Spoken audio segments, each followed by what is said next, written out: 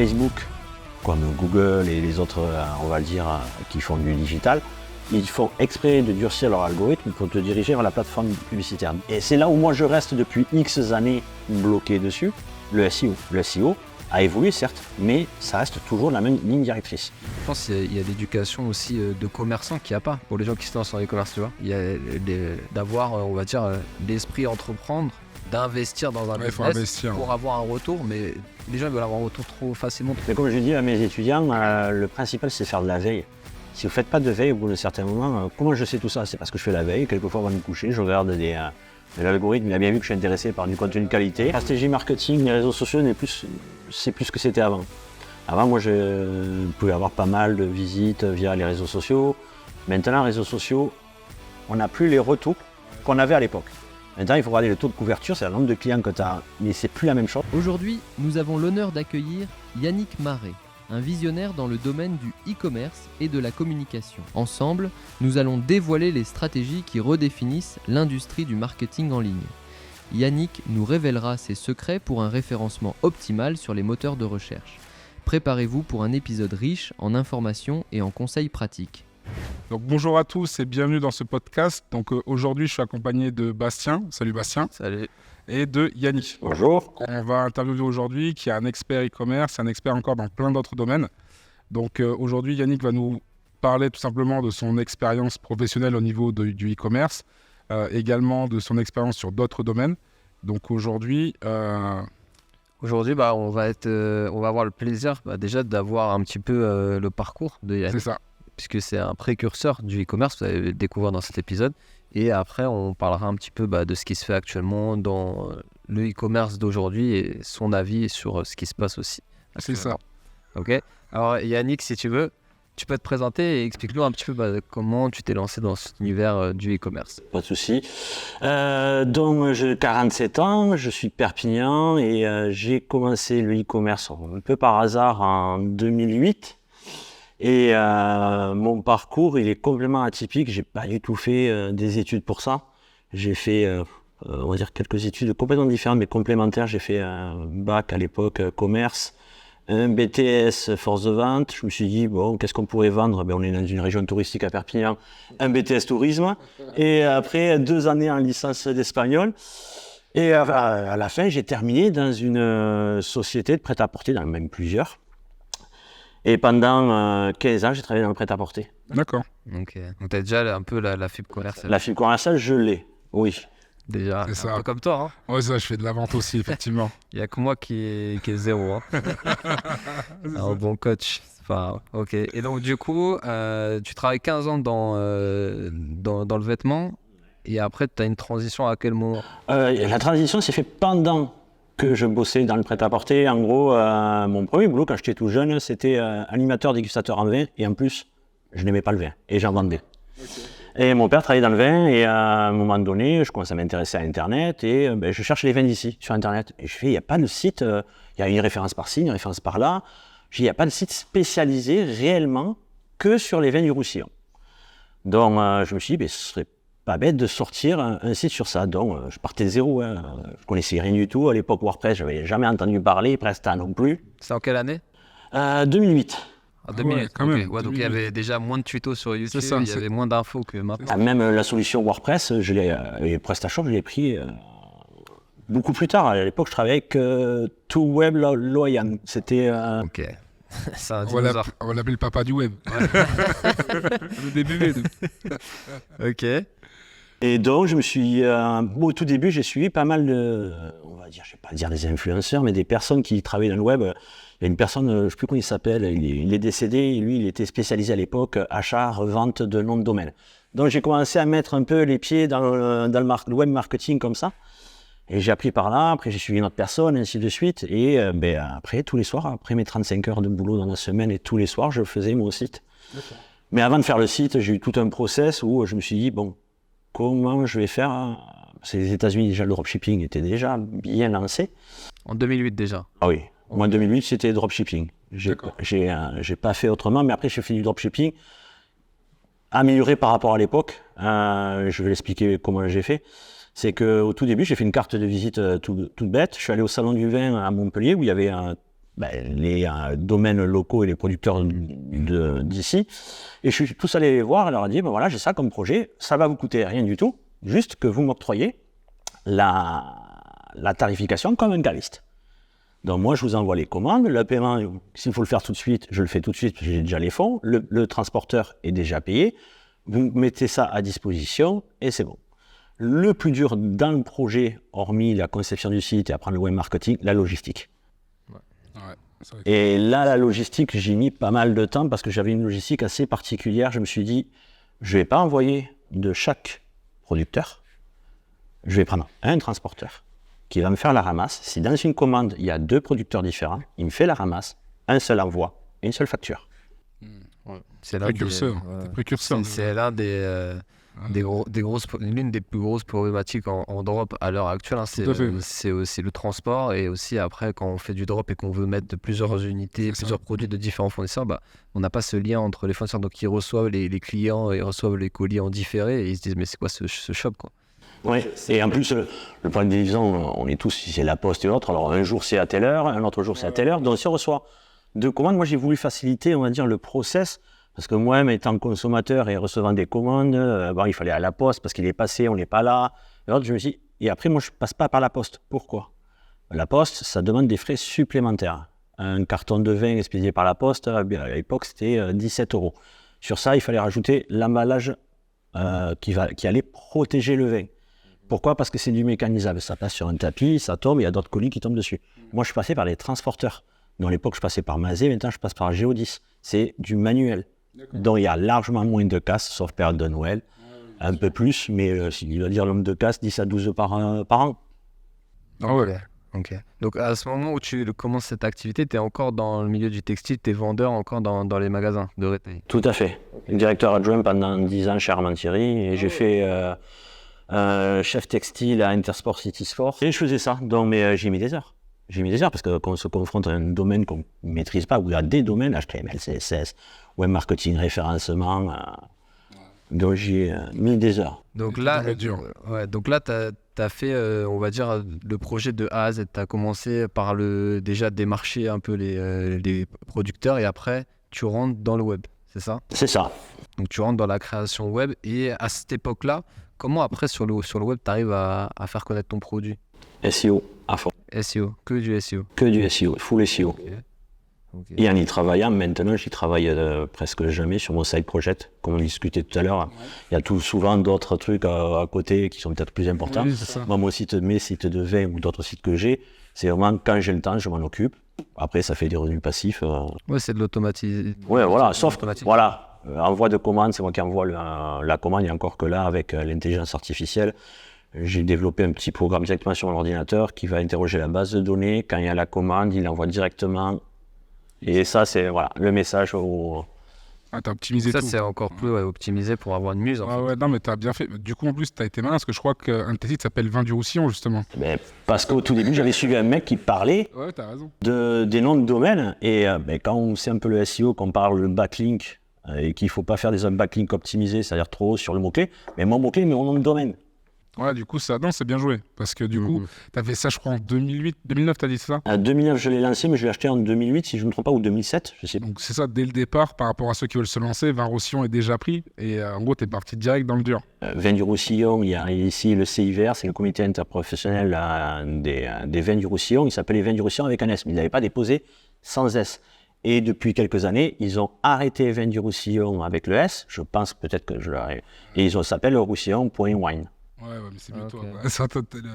T'as l'authentique. C'est vrai. Donc dans tout ça, donc là le parcours il a l'air plutôt réussi en fait. Et on dirait que ça s'est très bien passé. Est-ce qu'il y a eu un moment où c'était plus compliqué ? Est-ce qu'il y a eu un moment de doute dans ton projet, qu'il y a eu un événement peut-être qui a fait que ça aurait pu faire capoter le truc quoi ? Non, et pas trop d'événements, parce qu'un investissement, on va dire financier, il n'y avait pas grand-chose. C'était surtout un investissement en temps, financier.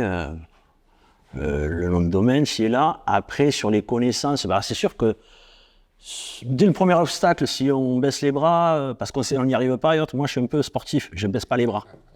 Donc, tant que j'y arriverai pas, s'il faut que je me couche à 4h du matin, je me coucherai à 4h du matin. Après, ça peut être un défaut aussi. Ouais, mais t'es déterminé, quoi. C'est ce qui a fait, en gros, c'est que t'es tellement déterminé que pour toi, le fait que ça marche pas, c'est pas possible. T'es allé direct, droit au but. Tous les problèmes que t'as eu, tu les as surmontés. Et en gros, t'es allé direct dans le dur dès le départ. Ah oui.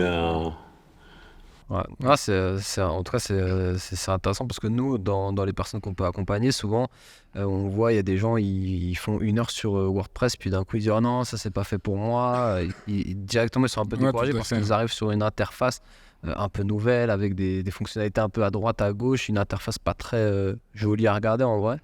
Et c'est ça en fait qu'on veut faire aussi passer comme message dans le podcast, c'est voilà, il y a des personnes qui commencent avec rien et qui réussissent et qui après génèrent des revenus sur internet grâce à des sites e-commerce, grâce à des sites WordPress, Shopify, un peu de tout. Oui. Ouais.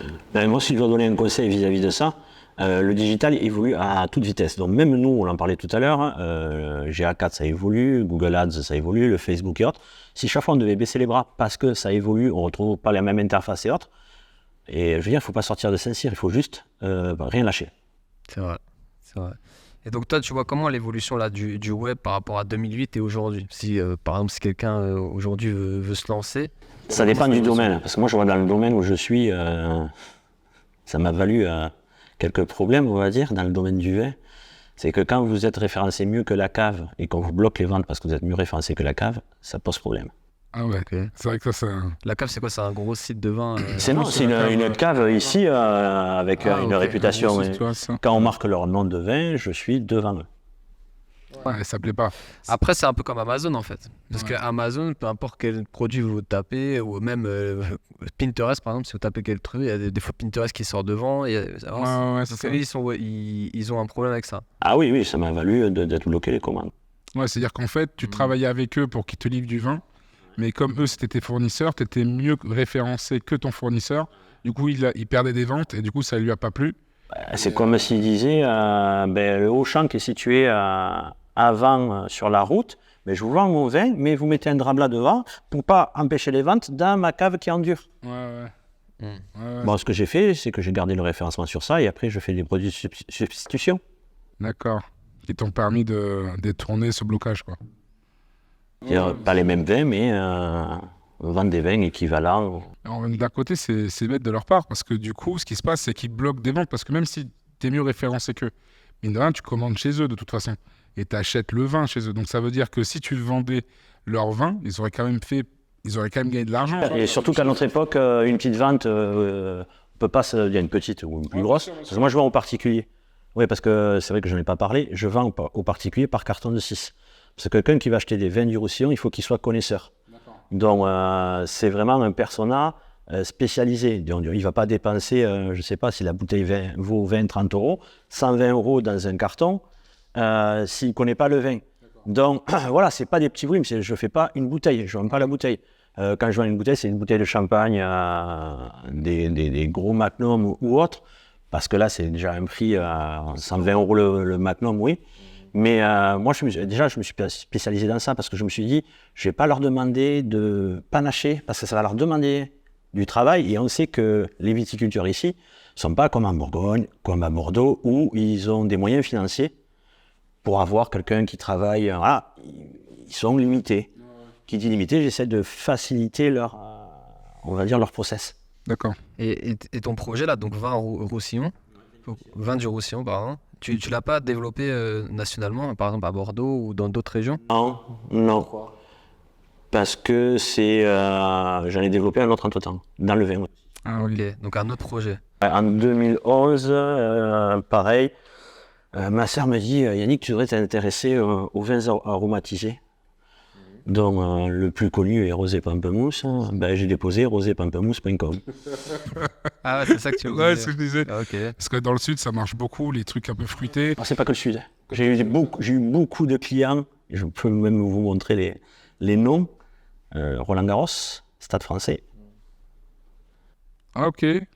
Ouais, c'est des gros clients. C'est des clients pour les events. Et ouais, parce que dedans, je fais du vin chaud aromatisé. Et le vin chaud, l'année dernière, pour moi, j'ai cartonné l'année d'avant, un mois, 10 000 € de chiffre d'affaires rien que sur un seul vin.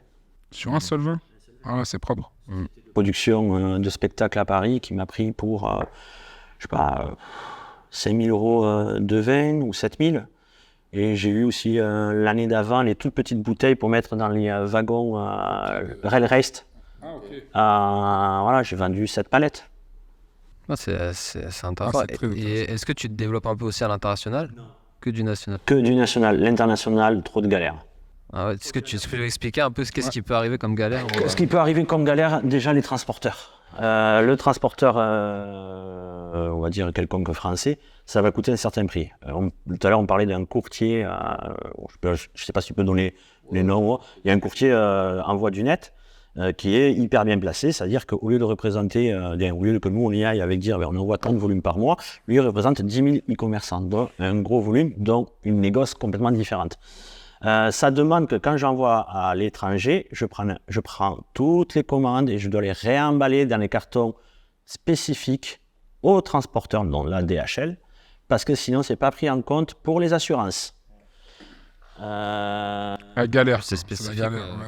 Donc, qui dit galère aussi, c'est que le vin, c'est moi qui vais aller chercher. Que là, c'est pas mon transporteur, sinon il va me faire payer. Donc, j'ai l'international. Non, il faudrait sinon que j'achète du stock, que je le gère. Non, moi je veux que ce soit pas un poids, c'est un side project. Il faut que ça tourne tout seul, sauf quand j'envoie les commandes et juste ça.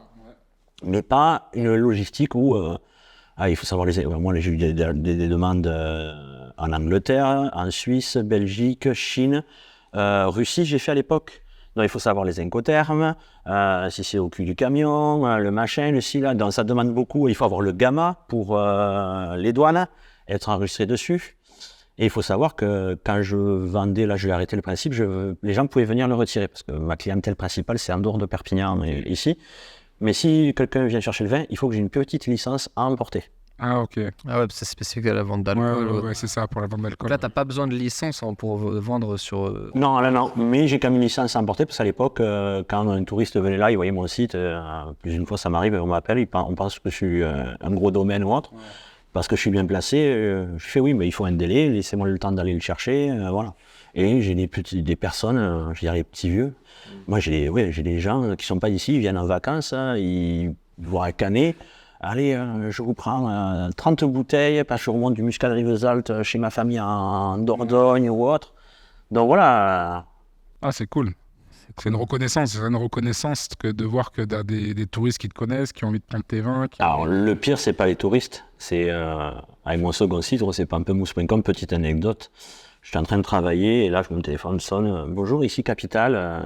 On fait les produits stars de l'été. On va faire les émissions et on aimerait bien, vu que le rosé pamplemousse fait partie les vins aromatisés fait partie des vins qui sont beaucoup vendus pendant l'été et tout ça. On voudrait venir filmer votre entreprise. Vous savez quoi? Vous allez filmer mon bureau et mon écran. J'ai rien d'autre. J'ai pas de stock. Ah ok. Ils t'ont pas cru, je parie au départ. Si, ils m'ont cru. Non, moi j'ai aucun stock. J'ai aucun stock. J'ai démarché. Même à l'époque, je vendais, je sais pas, vous devez connaître Ice Tropé. C'est une petite bouteille comme ça de vin aromatisé, rosé, un peu haut de gamme. Mais ça s'essouffle un peu selon les... Ouais, ça dépend dans les périodes. Des tendances un peu. C'est une tendance. Surtout qu'il y a eu une réglementation, il fallait être en dessous de tant de degrés, sinon ils payaient plus, voilà. Ah ouais. Ah ouais, alors ton père était dans le vin, c'est ça? Il était commercial dans le vin. Du coup, tu as été plus attiré par le côté commercial et la vente sur internet que par faire toi après avoir des vignes à toi, lancer ta production de vin. Plutôt manuel. Non, du tout. C'est pareil, ça m'a dit. Moi, monter un meuble, ça va vite me gaver, mais me casser la tête sur un problème sur un site internet. Ouais, t'adores ça. Ouais, pas m'adorer, je sais pas si c'est le terme, mais je serais beaucoup plus patient. Ouais. C'est marrant, ok. Et dans l'avenir, tu souhaites pas développer toi ton propre réseau de vin, ta propre marque? Un collègue est en train de me chauffer pour faire notre propre vin chaud. Parce que quand on voit les ventes que j'ai pu faire et combien vaut, parce que je vends par carton de 6 cubis de 10 litres. Et quelquefois, vous avez les bateaux mouches à Paris qui m'ont commandé et c'est par coup de 10 cubis, 300 litres de vin chaud. Donc on est en train de se tâter, il a la bipeuse pour mettre en bib. Il a l'étiqueteuse, il faut juste qu'on aille pas trop loin d'ici apporter le vin de notre fournisseur pour savoir les degrés de tel produit, de tel machin. Mais bon, ça demande du temps et comme on disait tout à l'heure, quelquefois il y a d'autres projets qui passent. Parce que j'ai cru comprendre en termes de projet, parce que tu as le vin, mais je crois que tu es aussi. Tu as une agence de com, il me semble. Et je crois aussi que tu es aussi prof à l'IDEM, il me semble aussi. Alors, prof, je suis formateur intervenant à l'IDEM. Et après, j'ai d'autres sites. J'ai fait du dropshipping sur du matos paramédical qui vaut entre 390 et 460 euros. À étiquette, que je vendais après sur Amazon et eBay aussi. Okay. Mais du dropshipping plus traditionnel comme on voit sur YouTube. Oui, non. Fournisseur français. Ah, toi, tu vas chercher des fournisseurs français. Pour le transport et par rapport... Moi, je suis hyper local. Et là, dernièrement, il y a 3 jours de ça, il y a quelqu'un qui m'a contacté des États-Unis d'Atlanta. Il m'a demandé ce que c'était mon modèle de business et je lui ai expliqué. Il habite en Géorgie. Je lui ai dit, regarde, si tu vas voir sur les outils de mots-clés, si Georgie Wines est ressorti. Sinon, tu le déposes, tu fais comme moi, tu vas voir, tu demandes la négociation et après, tu... Dispatch. Après, moi, c'est pas un concurrent, il est aux États-Unis, mais... Mais il a voulu te demander des conseils. Ouais. Donc c'est ça, en fait, tu es devenu multitâche, quoi. Ben à force, quand j'ai débuté, comme je dis, SEO, j'y connaissais vraiment que le chi, les réseaux sociaux aussi, HTML, CSS, les CMS, les tunnels de vente, psychologie des couleurs, tout, le croc, pas la bière. Hein. Ouais. Vous savez ce que c'est Pas du tout. Le croc, non. Conversion, rate, optimisation. C'est l'optimisation des tunnels de vente pour... Ok, on dit cerveau, mais c'est ça. Ouais. C'est juste que l'appellation. Tu as perdu l'appellation, c'est ça, c'est la façon de dire les choses. Mais... Non, mais en vrai, c'est ça, c'est quand t'écoutes, ça fait quand même plus de 14 ans que tu fais du e-commerce, tu as été un des précurseurs finalement dans le drop au final, parce que 2008, c'était au début. Je crois que c'était 2006, 2007 ou un truc comme ça, c'est quand Shopify, je crois que Shopify est sorti en 2008, il me semble. Et après, tout a commencé à péter par rapport à ça. Mais toi, si on regarde par rapport à comment tu as fait, c'est que tu es allé sur un autre dropshipping. C'est-à-dire que toi, tu es allé voir ceux qui étaient en local, qui avaient les stocks. Et en fait, tu leur as juste dit, je fais un site web. Vous commandez, les gens commandez sur mon site web. Je vous envoie les commandes et vous les envoyez. J'ai mon transporteur qui vient les récupérer. C'est même pas eux. Donc, ça veut dire que toi, tu as déjà répondu aux problématiques que maintenant les gens ont. Et tu l'as fait de suite avec la façon dont tu nous as expliqué, le fait d'avoir tout transporté, voilà. Tu as été précurseur là-dessus, parce que maintenant, si tu regardes, les gens qui font le dropshipping traditionnel, ils prennent une application, tu vois, sur Shopify, genre Deezers, qu'ils envoient après sur AliExpress, récupèrent leurs produits. Ils ont 10 000 fournisseurs, mais toi, dès le départ, et alors ça date de 2008 et en 2023, toi, tu avais déjà pallié ce problème-là en prenant un fournisseur et en faisant du local, tu vois. Parce que maintenant, il y en a beaucoup qui donnent des conseils, trouver des fournisseurs locaux. Mais moi, j'ai pensé, je me suis dit, c'est à l'opposé, le transport en plus, on n'avait pas trop de retours à cette époque. Je me dis, mais les gens, ils vont attendre combien de temps? Ça vient de Chine. Est-ce que ça va être de bonne qualité? Est-ce qu'il n'y a pas quelque chose autour de toi qui correspond et qui a de la recherche? On habite dans une région touristique. Combien de gens du reste de la France viennent à Argelès, viennent sur la côte, consomment les vins et veulent acheter? C'est comme ça que j'ai fait. Après, j'ai d'autres sites internet où j'ai déposé des noms de domaine qui vont me faire grincer les dents, mais où je vais multiplier en gros mes parts de marché. J'ai vin du Roussillon, qui est le Roussillon, mais dans les vins du Roussillon, il y a le Muscat de Rivesaltes. Je ne sais pas si vous connaissez. Si, moi je connais. Ouais, mais j'ai déposé muscatrivesaltes.fr, ça m'appartient. Ça Okay. Banyuls 20, 4400 recherches par mois, je l'ai déposé, il m'appartient. Donc en gros, avec une seule boutique, c'est là où il faut être un peu... Avec une seule boutique PrestaShop, on peut faire des multi-boutiques. Donc c'est-à-dire que tel catalogue, on le met là. Bon, bien sûr, je ne vais pas faire du dupliqué en termes de contenu, je vais juste le reformuler. Mais en gros, c'est comme si j'étais référencé à Auchan, puis après un peu à Carrefour Market, à Casino. Je veux vente-champagne.fr, ça m'appartient. J'ai, je sais pas... Mais là, tu t'achètes les noms de domaine en 2023 ou tu les as déjà... Ça fait des années. Ça fait des années, j'en ai à foison. Et c'est pour pas qu'on te les pique. Ouais, t'as anticipé le truc en fait. T'as été très malin. T'as tout anticipé 10 ans avant tout le monde. Du coup, quand les gens ils veulent acheter, ils sont couillés. Ils peuvent pas. Ou soit ils doivent te racheter le nom de domaine très cher, je suppose. Okay. Ouais, après, il y a t'as fait un autre business. Prends des noms de domaine qui sont socialvideo.com, personne ne l'avait pris, je l'ai pris. Ah ouais. Moi, j'ai fait un truc comme ça. Formation-site-internet.com. Je l'ai acheté. Ouais, après, c'est des mots-clés qui ressortent. Je fonctionne beaucoup. Après, on dit que Google Les EMD, pour ceux qui ne connaissent pas, c'est le mot-clé dans le nom de domaine. On dit que ça ne fonctionne pas. Ça fonctionne très très bien. Alors, c'est pas parce qu'on va avoir le nom de domaine avec le mot-clé dedans qu'on va être premier, mais je trouve que si on n'y va pas comme un bourrin et qu'on fait bien, après aussi, on met bien en place les recommandations de Google, on peut bien ressortir. Et moi, je crois que ça fonctionne beaucoup comme ça. J'ai un petit client local, il fait les BTP, mais quand on tape BTP Perpignan, il est sur la première page de Google. Voilà. Ok. Du coup, donc ça fait maintenant plus de 20 ans que tu es. Non, dans la vente, mais après 14 indépendant. ans. Ouais. C'est quoi le plus gros challenge quand on se lance seul? La connaissance. Avoir les compétences. Ouais. Et pas avoir peur de les développer et de se casser la tête. En réalité, là où j'en suis à l'heure actuelle, c'est parce que j'ai rencontré beaucoup d'échecs. Et les échecs, on essaye de les surmonter, ben on apprend et ainsi de suite. Mais en termes d'échecs, c'est quoi? Tu as eu des échecs dans des projets que Non, les échecs de ne pas arriver tout de suite, parce que vu qu'on n'a pas les connaissances... Ok. Les connaissances qu'il faut, tu as dû bûcher, entre guillemets. Dû batailler, honnêtement, je peux vous assurer que... 2008, ça devait être plus difficile déjà l'information, d'avoir des compétences gratuites sur Internet comme on a aujourd'hui. Parce qu'aujourd'hui, en fait, on peut vraiment avoir toutes les compétences, on va dire, sur YouTube ou même sur des articles, etc. Après, il y a les programmes de formation en plus complémentaires qui proposent parfois un cursus planifié avec un accompagnement à côté. Mais en vrai, avant, il n'y avait pas tout ça parce qu'il n'y avait pas autant de connaissances sur le web au final. Non, mais beaucoup en France. Parce que si on prend les États-Unis qui sont quand même qui ont une avance sur nous, moi je suivais quand même des mecs aussi aux États-Unis et les mecs en France que je suivais des mecs aussi aux États-Unis. Donc quelque part, même maintenant à l'heure actuelle, on veut savoir comment faire ci, on vous dit il faut suivre un tel. Oui, qui lui-même va suivre des Américains. Belfort. Ok. Et est-ce que tu penses que c'est ça qui t'a tourné vers aujourd'hui faire de l'accompagnement? Pas du tout. Non. C'est quoi qui t'a entraîné à devenir J'avais la connaissance, mais à un moment donné, je me disais, il me manque un cadre de travail. Donc j'ai voulu faire une formation. J'ai fait une formation à l'IDEM de la première qu'il y avait à l'époque de Community Manager, parce que je connaissais déjà un peu les CMS, le web marketing avec le SEO et tout. Et j'ai fait le Community Manager et les premiers cours, on m'a viré. T'as viré pourquoi? Parce que j'étais au-dessus de la prof l'année d'après, c'est moi qui l'ai remplacé. Ah, ok. Et depuis, je suis intervenant à l'IDEM. Ça fait combien de temps que tu fais ça du coup maintenant? 2014. Ah, quand même.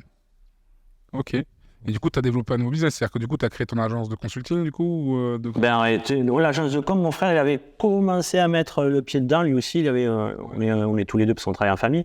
Okay. Il m'a dit, vu que mon boulot de prêt-à-porter s'est arrêté pour X raisons, je l'ai rejoint, on a commencé à développer, on a eu des clients en Hollande, en Espagne, aux États-Unis. Ok.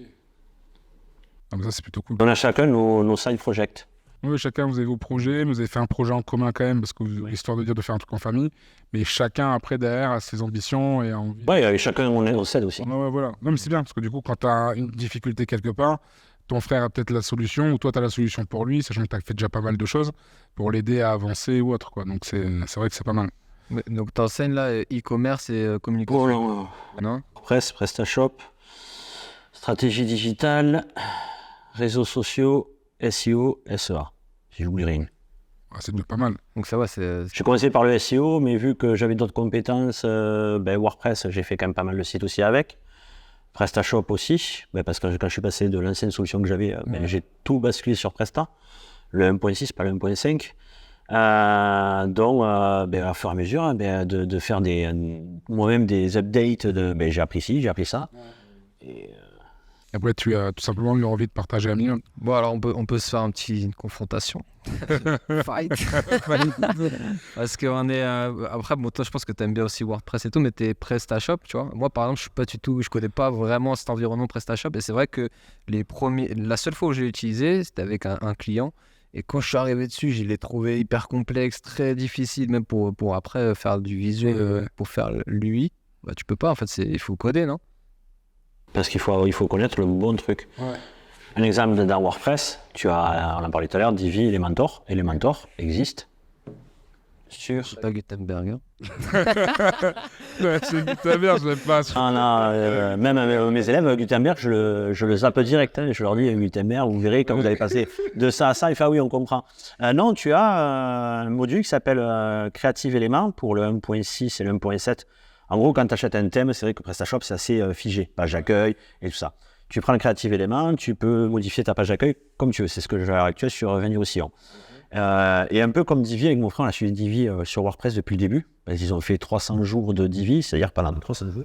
Ils ont parlé tous les jours de Divi. Et nous, depuis le début, on s'est dit, oui, d'acheter sur ThemeForest un thème, on ne sait pas comment a fait l'éditeur, quelle option il y a. En gros, la productivité, elle s'y perdait. Donc on dit, on va faire 100% full Divi. Et on peut répliquer ce qu'on veut. Mais sur WordPress, sur PrestaShop, on est passé comme ça. Et maintenant, il y a un thème qui s'appelle Warehouse, où dedans, il y a Elementor. Et tu fais ce que tu veux. C'est plutôt sur Presta. Ça, c'est récent, ça. Non, ça existe depuis un moment. Hein. Ils ont fait la version 1.6. Là, on est à la version 8 de PrestaShop. Donc, le Warehouse existe depuis la version 1.6, qui existe depuis X années. C'est e-commerce qui fait ça. Et quand tu sais faire Divi, tu sais faire Elementor. Oui, tu peux. Ok, ouais. Mais après, en termes, vu que tu as déjà eu des étudiants, ton avis, ce serait. Moi, je suis pro Shopify pour le e-commerce. Et WooCommerce, on va dire, un peu moins, mais bon. Et est-ce que, à ton avis, c'est intéressant de passer sur PrestaShop plutôt que WordPress? À quel moment on passe sur PrestaShop Pour un débutant, je dirais WordPress. Pourquoi? PrestaShop, c'est un peu plus technique. Il faut avoir, pour moi, comment je dis à mes clients, c'est un gros catalogue de produits Presta. S'il y a beaucoup après derrière de relances de panier abandonnés ou Klaviyo qu'on peut mettre aussi sur Shopify et autres, dès qu'il y a vraiment un process où on voit vraiment qu'il y a un effort de relance, de tout, voilà, PrestaShop est hyper bien fait. Alors certes, c'est beaucoup plus coûteux, mais c'est hyper bien. Mais pour quelqu'un qui débute, Shopify, c'est être un abonnement tous les mois. Sans compter, si je ne me trompe pas, ils prennent des commissions sur les ventes et tout ça. Et quand on est jeune débutant, moi, je conseillerais, ton argent, tu le gardes, peut-être pour développer, faire des ads, pour faire un petit truc comme ça, mais pas sur WordPress. WordPress, c'est plus de 40% des sites dans le monde.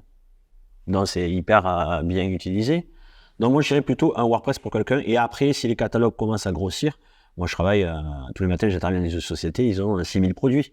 6000 produits sur sur WordPress. Ouais, c'est dur. Ouais, c'est chaud. Sachant qu'ils sont reliés à des marketplaces, les commandes retombent dessus. Donc, il faut trouver le bon logiciel qui fasse la passerelle dessus. Presta, il est plus facile en termes de... Plus coûteux, mais... ouais. Ça marche comment Presta? Moi, je connais pas trop. Presta, tu achètes, tu as le Presta gratuit avec le thème par défaut. Et après, si tu veux, il y a des modules de base qui sont inclus. Mais après, un exemple, tu veux relance de panier abandonné, tu vas payer un module. Tu veux un module qui va mettre ton flux produit sur Amazon et que les commandes redescendent sur ton site internet. Tu vas prendre un module comme EasyFlux ou Lingo. Tu vas payer, voilà, des abonnements. C'est vraiment des gros sites, voilà. Ouais, c'est pas des donc, en PrestaShop, pour toi, pour quelqu'un qui fait une marketplace, PrestaShop, ce serait le mieux? Pour faire marketplace, tu as aussi ça dépend du nombre de produits et ça dépend du système de paiement que tu veux mettre. Parce qu'avoir du multi-paiement, il faut avoir du multi-site. C'est là où ça peut poser problème. Il existe des modules sur WordPress et sur PrestaShop pour faire du marketplace. Mais j'ai un client qui a voulu à l'époque le faire dans le meuble, la déco et tout ça. Mais il était déjà sur Presta. Presta, voilà. On s'y connaît dans le e-commerce, mais développé. Il y a un gros catalogue. Moi, je dirais ça. Je pense qu'au bout d'un certain moment, il y a une Shopify. J'ai travaillé une fois pour quelqu'un qui vendait les trucs par condensation. Là, pas condensation, si. Ouais, les chargeurs. Je suis allé dedans pour le codage, pour avoir une balise H. Ça remonte bien avant le Covid. Hein. Alors, j'ai su trouver, mais le codage, il était... Après, en plus, on voit directement maintenant, ça s'est amélioré. Mais à l'époque, surtout pendant le Covid, c'est pour ça aussi ça a porté préjudice au dropshipping. Pendant le Covid, tout le monde s'est lancé sur le dropshipping. Ils ont fait, excusez-moi l'expression, de la merde. Je vends une montre chinoise, je dis Made in Suisse ou Made in France. Et tous les sites Shopify se ressemblaient à le photo de produit, le grand vide en blanc ici, et tout le reste là. Voilà, avec des applications comme Oberlo, machin. Et beaucoup d'influenceurs qui étaient pro Shopify, qui sont lancés bien avant le Covid sur ça. Il y a beaucoup de vidéos sur YouTube, Shopify versus WordPress. Et il y en a beaucoup qui étaient sur Shopify, qui ont trouvé que WordPress permettait d'avoir une certaine fluidité et construction aussi. Là, Shopify, c'est un peu aussi prêt à arrêter le Fastlane. C'est moins développé, je trouve, que un Elementor ou un Avada même. T'as des solutions un peu comme Elementor sur Shopify, Gempage, Pagefly, mais c'est coûteux. Ouais, c'est ça. C'est 30 € par mois tout de suite. Donc, quelqu'un qui débute. Ouais, c'est ça. Mais après, tu as des solutions parce que là, tu vois, ils ont fait une nouvelle mise à jour, Shopify. Effectivement, comme tu disais, à une époque, c'était ça. C'est-à-dire que tu avais le gros vide blanc derrière, tu fais pas vraiment custom. Maintenant, tu peux le custom. Et en fait, tu peux même faire des pages totalement différentes, soit des pages de collection, des pages produits. Tu as juste ta page d'accueil qui est pareil, mais après, tu peux vraiment customiser comme tu as envie, mettre des noms différents. Si tu as des univers et des produits différents, tu peux tout faire vraiment séparément. Comme il l'a dit, il y a aussi des templates comme Gamepage ou Pagefly ou Tomizly et tout ça qui existent également, mais qui sont payants. Et en fait, Shopify a augmenté un peu son prix, tu vois. Mais derrière, ils ont rajouté ces solutions-là, même avant, par exemple, pour les paiements en une fois. Tu sais, parce qu'avant, pour la passerelle pour le paiement, c'était en 3 étapes. Tu vois, pour passer ton paiement, tu prenais l'adresse de livraison, tu rentrais tes informations, tu vois, l'étape de paiement. Il y avait 3 trucs. Presta, tu as la solution, tu fais... Et là, en fait, maintenant, Shopify l'a mis en place. Bon, ils ont mis 3 ans pour le mettre en place. Avant, il y a des solutions que nous, on utilisait comme Checkoutix ou Dromitem, tu vois, qui te permettaient de faire ça en une fois. Mais comme on a discuté, ils perdaient trop de data, tu vois. Parce qu'en fait, comme c'était une application externe, dès que les gens allaient payer, forcément, le pixel Facebook, il ne la captait pas parce qu'il était sur notre site. Et du coup, ça sautait. Et du coup, on perdait la data. Ouais, voilà, ça perdait la data. Et du coup, maintenant, ils ont tout mis, parce que c'était une grosse demande depuis plus de 3 ans. Maintenant, tout est en une fois, tu vois. Donc, ils sont améliorés. Après, comme il a dit, c'est vrai que ça reste un coût, parce que ça peut être 29, 39 € par mois. Sans compter les commissions sur la vente, si je... C'est, en fait... C'est 1,5. Ouais, c'est ça. Plus tu... T'as Stripe. Après, t'as Stripe, il fera 1,8. Ça dépend de la formule d'abonnement. C'est ça. C'est ça. Et plus tu prends une formule élevée, t'as 2, après t'as 1, après t'as 0,5. Et ça dépend du chiffre d'affaires. Tu vois, quelqu'un qui fait 200 ou 300 balles par mois ou par jour, tu vois, il prend l'autre, il va pas perdre beaucoup. Maintenant, si tu commences à faire du 10, 15 000 € par mois, effectivement, 1,8, ça commence à faire, tu vois, et ainsi de suite. Donc, c'est à toi de switcher, de prendre la formule au-dessus où ils prennent moins de commission. Mais c'est à toi de voir si ça... Ou directement, si est-ce qu'ils ont les modules de banque, Shopify? Alors là, tu peux intégrer ouais. Parce qu'après, ça demande juste à l'abonnement. Ça, c'est pas dépendant. Non, ça, parce qu'en fait, même si tu mets ton module de banque, ça, c'est dépendant à Shopify. C'est la commission Shopify. Après, tu as la commission Stripe. La commission Stripe, elle est à 1,25 plus 0,5. 0,25 fixe plus, je crois qu'ils ont augmenté 1,9. C'est pas un 8 Ouais, 8 ou 1,9. Comme un peu, ça se joue avec PayPal. Ouais, ça. Avec 5 centimes. Mais pour quelqu'un qui débute, un exemple, moi je leur dis, passez pas par les modules de banque, que ce soit Shopify, je sais pas, c'est les modules de banque, il faut ouvrir un compte par VPC, je crois que c'est vente correspondance, etc. Ça peut aller de 19 à 24 € par mois, plus le pourcentage, plus la solution fixe. Donc le jour où ils font 0, les pauvres qui commencent, ils vont payer déjà un minimum 20 € par mois. Non, quand vous commencez, petite société, faites un Stripe, un PayPal. Ouais, Stripe, c'est bien. Moi j'aime bien Stripe, je le fais depuis le début, j'aime bien Stripe. Sachant qu'au niveau des banques que tu peux connecter, on a toujours dit d'avoir une seconde banque pour bien différencier le compte perso et le compte pro, tu vois. Et avec toutes les banques qui existent, moi je crois que j'ai commencé, c'était avec N26, tu vois. Il y a N26, il y a Revolut, maintenant tu as Kanto, tu as Shine, il y en a plein. Après, je sais qu'il y a des commissions chez Kanto, ils sont assez chers. Ouais, ils sont très chers, Shine aussi. Mais après, voilà, ce que je veux dire, c'est que moi, en tout cas, N26, Revolut, ils ne vont pas nous sponsoriser si tu dis ça. Ah, pardon. Je les adore. Venez donner des sous. Ah, ils sont très bien. Mais en plus, ils font pas mal de pubs, je crois que c'est Kanto qui font à la télé, non Pour les entrepreneurs et tout. Shine. Les deux. Shine, en fait, Kanto, il veut être une licorne et ils ont été poussés par Macron et tout. C'est ça. Shine, là, à l'heure actuelle, je crois qu'ils sont, quand ils font les pubs Facebook, ils sont en co...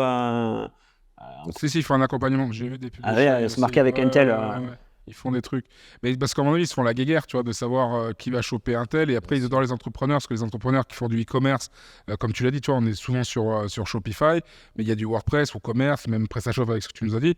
Donc, en fait, il y a de plus en plus d'e-commerçants. La dernière fois, on a vu ça sur... on avait parlé d'e-commerce. On a fait un podcast là-dessus où on avait analysé que, par exemple, juste Shopify, juste lui, il y avait plus d'1,7 million de sites qui avaient été créés en 2022, ce qui est énorme, tu vois. Donc ça, c'est que Shopify, donc ça compte pas après tout ce qu'il y a eu avec WordPress ou Commerce, PrestaShop, Magento, tout ça. Donc c'est-à-dire qu'il y a des millions et des millions de personnes qui font des sites e-commerce, donc forcément, les banques ont tout à gagner, tu vois, à choper les commerçants. Non, c'est vrai que c'est fou. Et dans tes étudiants, c'est quoi, on va dire, le point sensible quand tu commences à montrer WordPress, PrestaShop? C'est quoi la plus grosse problématique qu'ils rencontrent? La technique, comme tout à l'heure tu disais, certains ils partent de zéro. Ouais. Mais j'ai des étudiants qui vont de 20 ans à 57 ans. Ah ouais, donc c'est large. Un peu comme nous.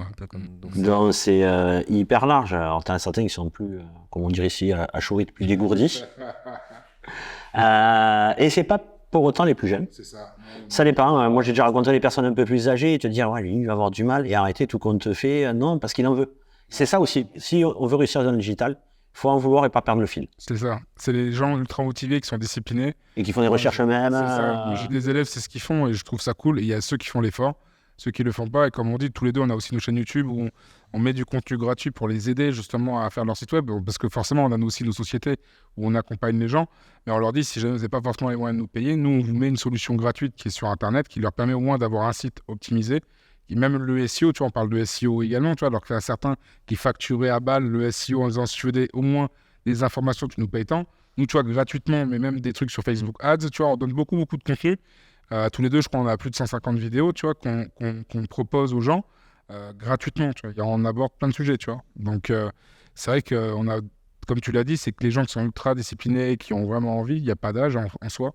Et moi, j'ai déjà eu des élèves de 18 ou 20 ans qui étaient moins motivés que des gens de 55 ans et qui étaient, eux, à fond, à balle dedans, parce qu'ils étaient plus sérieux, quoi.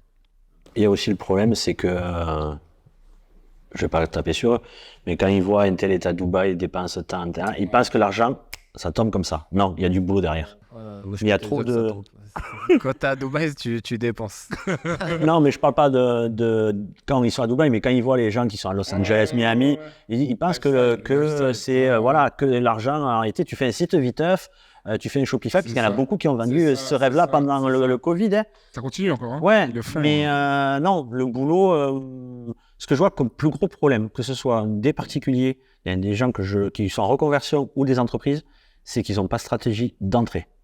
C'est qu'ils veulent tout le temps lancer tout. Alors, je peux comprendre que les gens soient pressés de lancer une activité autre, mais avant de construire une maison, on fait un plan.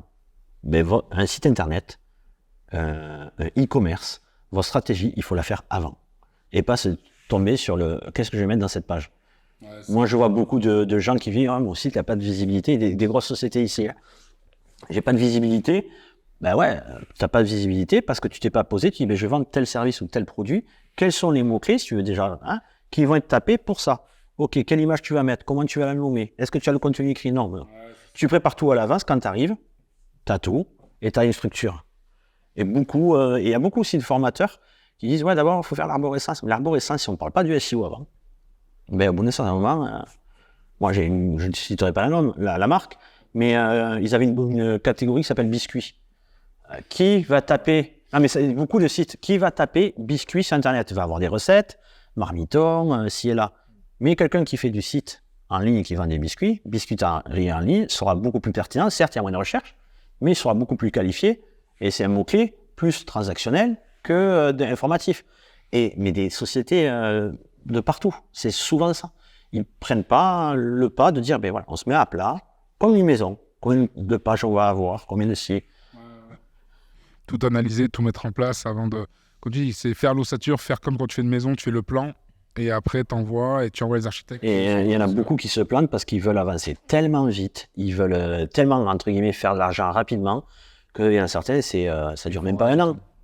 Non, mais c'est ce que tu disais juste avant, c'est qu'il y a tellement de bullshit sur Internet, tu vois, où les gens balancent des informations. Même au début, moi, je sais, quand je suis lancé dans le drop, c'était en mode, tu mets 5 € en pub, tu vas avoir 200 ou 300 balles qui vont tomber. Et en fait, quand tu regardes, c'est pas ça du tout. C'est que, comme on le disait des fois à certains de nos élèves, c'est qu'en fait, tout se vend en réalité. Après, ça va être ton offre marketing, ça va être la façon que tu vas l'emmener, c'est tout ça, tu vois. Parce que quand on regarde bien, tu vas en magasin, il y a tout qui se vend. Ça peut aller du papier toilette jusqu'au shampoing, aux vêtements, il y a tout qui se vend. Donc là, concrètement, c'est que nous, c'est ce qu'on leur explique. Après que le budget, en moyenne, c'est à peu près 50 € par jour, tu vois, pour que ça puisse... Et encore, il y en a qui vont faire plus haut. Testing, ouais. Voilà, pour du testing, tu vois. Il y en a certains qui vont à 1000 € par jour pour faire du broad et laisser l'algorithme de Facebook chercher. Mais après, tous, c'est ça le souci, tous n'ont peut-être pas les moyens. Bien sûr. Mais il y a des astuces, tu vois. Les petits particuliers, en général, ils n'ont pas les moyens. Ou même s'ils avaient les moyens, par exemple, j'ai déjà parlé à des gens qui avaient un peu de capitaux en réserve, mais ils n'ont pas ce truc de dire ouais, je vais dépenser 1000 € en pub sur une semaine, tu vois, ils vont être frustrés. En fait, ils vont se dire ouais, je vais mettre 1000 €, peut-être qu'ils vont les mettre, et puis après une semaine, ils vont couper, tu vois. Alors qu'en fait, c'est à partir de là que tu commences à avoir tes premières data, tes premiers paniers abandonnés, et que tu peux commencer à travailler, ta base de données commence à s'enrichir. Donc là, tu arrives à faire du mailing derrière et en fait, les gens ils s'arrêtent. J'ai plein comme ça qui m'ont dit ouais, j'ai fait mes premières pubs, j'ai tant de paniers abandonnés, bon ça marche pas et tout. Après je dis est-ce que tu as revu ton parcours utilisateur, ta pub, ton offre, est-ce que le prix est adapté, est-ce que tu n'as pas mis un prix de livraison trop élevé, est-ce que le temps de livraison il est adapté par rapport à ce que les gens ont besoin. Si tu vends des produits pour moustiques là, au mois d'août et qu'il arrive dans un mois, tu vois, le mec il pète un câble. Pour les punaises de lit, là. Ouais, voilà, c'est le moment, tu vois. Ouais. Un sortirait sortir un business. C'est vrai, par exemple, quand il y avait Covid, il y a eu les masques. En fait, les masques, si tu les vends aujourd'hui, tu pouvais pas. Alors, les masques, tu pouvais pas. J'ai déjà eu une grosse société. Les masques, Facebook, Google t'empêchaient de faire des ads. Là, tu pouvais pas faire des ads, mais tu pouvais les vendre quand même. Oui, mais faire là. Moi, j'en ai vu sur Snap. Sur Snap, il y en a qui faisaient de la pub pour les masques. Tu vois, sur Snap. Alors, Snap, ils ne bloquaient pas. Mais là, Google, je me suis fait. Alors, si. Il a tenté. Oui, mais pour les grosses sociétés, oui, ils faisaient ça, les écouvillons de prélèvement.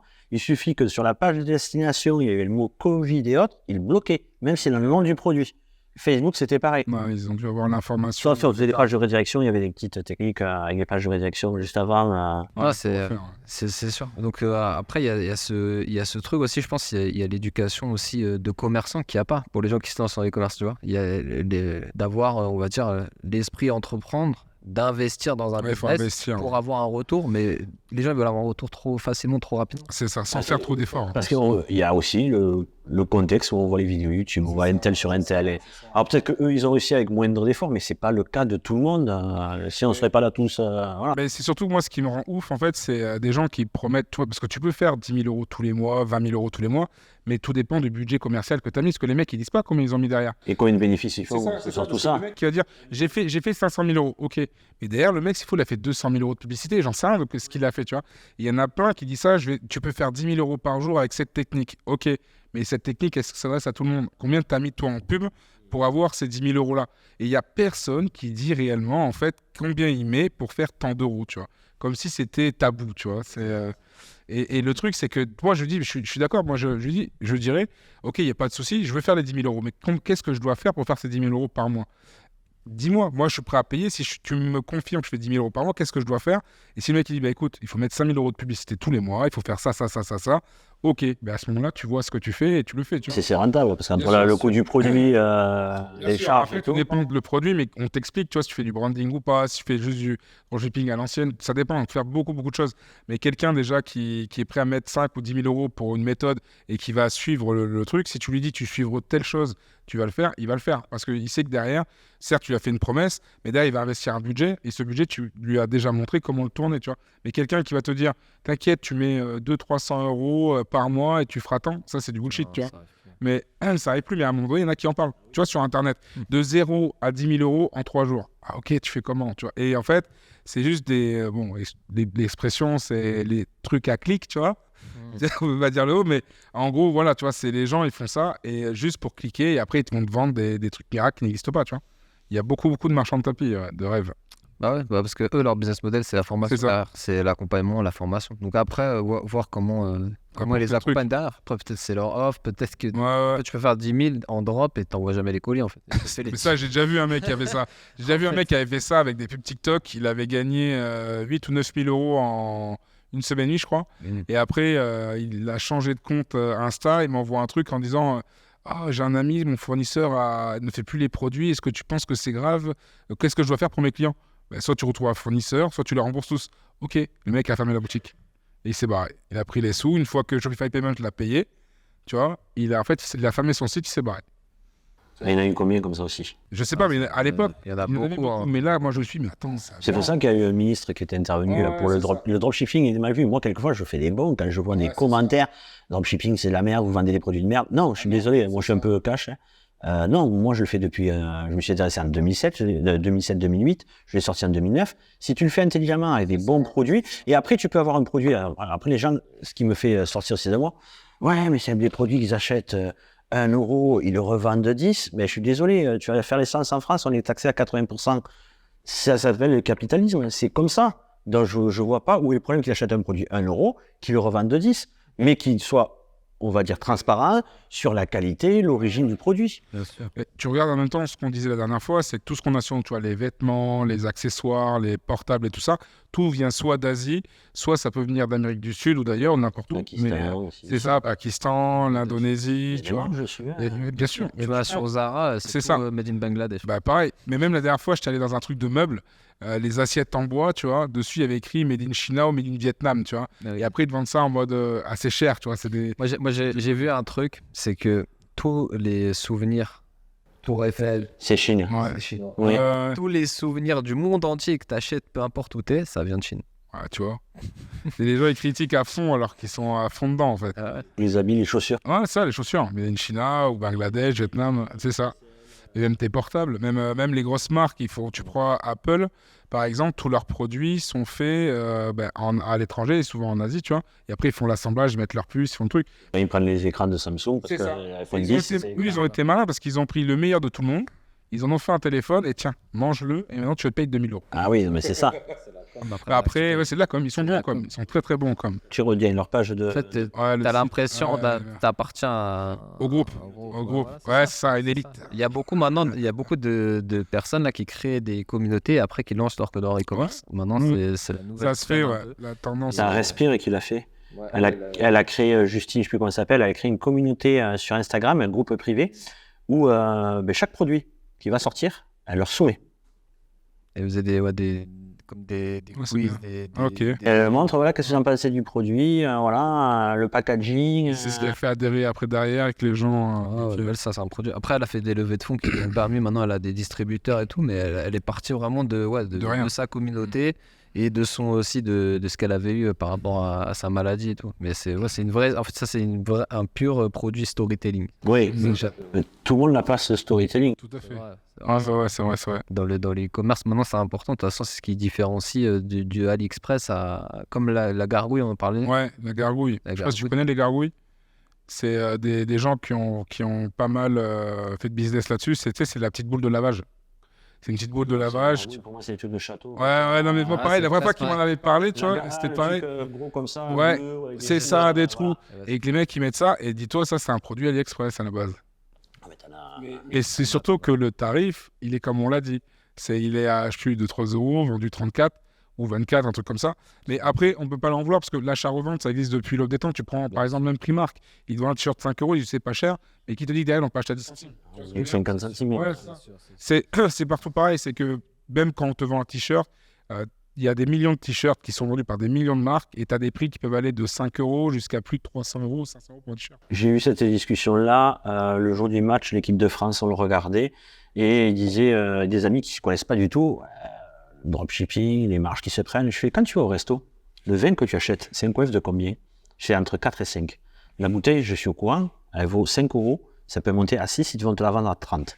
Tu dis quelque chose sur ça? Non, mais sur les sites que tu achètes en Chine et que tu as la marge dessus, au resto, la pizza, c'est là où il y a le plus de marge.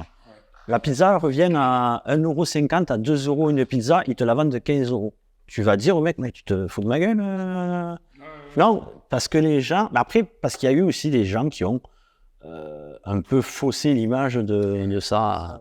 Il y a eu 2 gros influenceurs, je crois, sur l'histoire des montres, là, ils ont intubé. Les influenceurs, il y a eu les montres et les AirPods. Ouais. Parce que c'était Ils un peu disaient que c'était comme la même qualité qu'Apple, machin et tout ça, et en fait, pas du tout. Et il y a des... Là, j'avoue qu'entre l'époque où il y a eu ce problème-là avec les écouteurs et maintenant, il y a eu de gros progrès. Il y a eu de très gros progrès et ça a beaucoup évolué. Mais tu vois, si tu dis dès le départ, en disant que c'est pas des AirPods, des machins, tu vends ton produit, tu mets le prix. De toute façon, les AirPods normaux, Parce qu'ils vendaient, c'est les mêmes que. C'est ça. Et c'est ça, parce que si tu dis que c'est les mêmes, les mecs, ils vont s'attendre à la même chose, mais finalement, la durée n'est pas la même. Dès qu'il prend un choc ou la flotte ou n'importe, il ramasse. Par contre, si tu dis que tu donnes un nom, pas AirPod, mais il y en a qui ont fait AirPod avec un R, AirPod avec AIR, tu vois, ils ont fait des trucs comme ça, ils ont fait plein de trucs. Mais en vrai, maintenant, ce qu'ils font, c'est exactement pareil. Pour en avoir vu, parce que, tu sais, quand tu as des anniversaires, les petits neveux, les machins. En termes de qualité? En termes de qualité, ils s'en rapprochent pas mal quand même. Peut-être pas aussi. C'est pas pareil, mais moi, j'ai vu les 2 boîtes, parce qu'on avait un petit neveu de 9 ans, il en voulait, bon, on lui a pris un truc. Mais tu regardes les trucs, c'est quasiment pareil, tu reconnais la différence à cause de la barre qu'il y a derrière en métal, là. Tu vois que c'est pas la même qualité, mais sinon, tout le reste, réducteur de bruit également. et tu l'as payé 20 balles. Mais on m'a toujours dit qu'un produit que tu achètes même sur AliExpress, quand il dépasse un certain montant, c'est des produits généralement de bonne qualité, tu vois. C'est pas ceux que tu achètes à 10 centimes, mais quand tu achètes, tu mets entre 15 et même un peu plus. Les produits généralement sont de qualité. Pour en avoir testé. AliExpress, c'est aussi du drop. Bien sûr. Ben oui, c'est plusieurs marchands. Hein. Et là, c'est comme Temu. Hein. C'est comme Temu. Temu, c'est une dinguerie. C'est une dinguerie, je trouve. Comme les AirPods, les écouteurs Lenovo, 1,29 €. Publicité Facebook.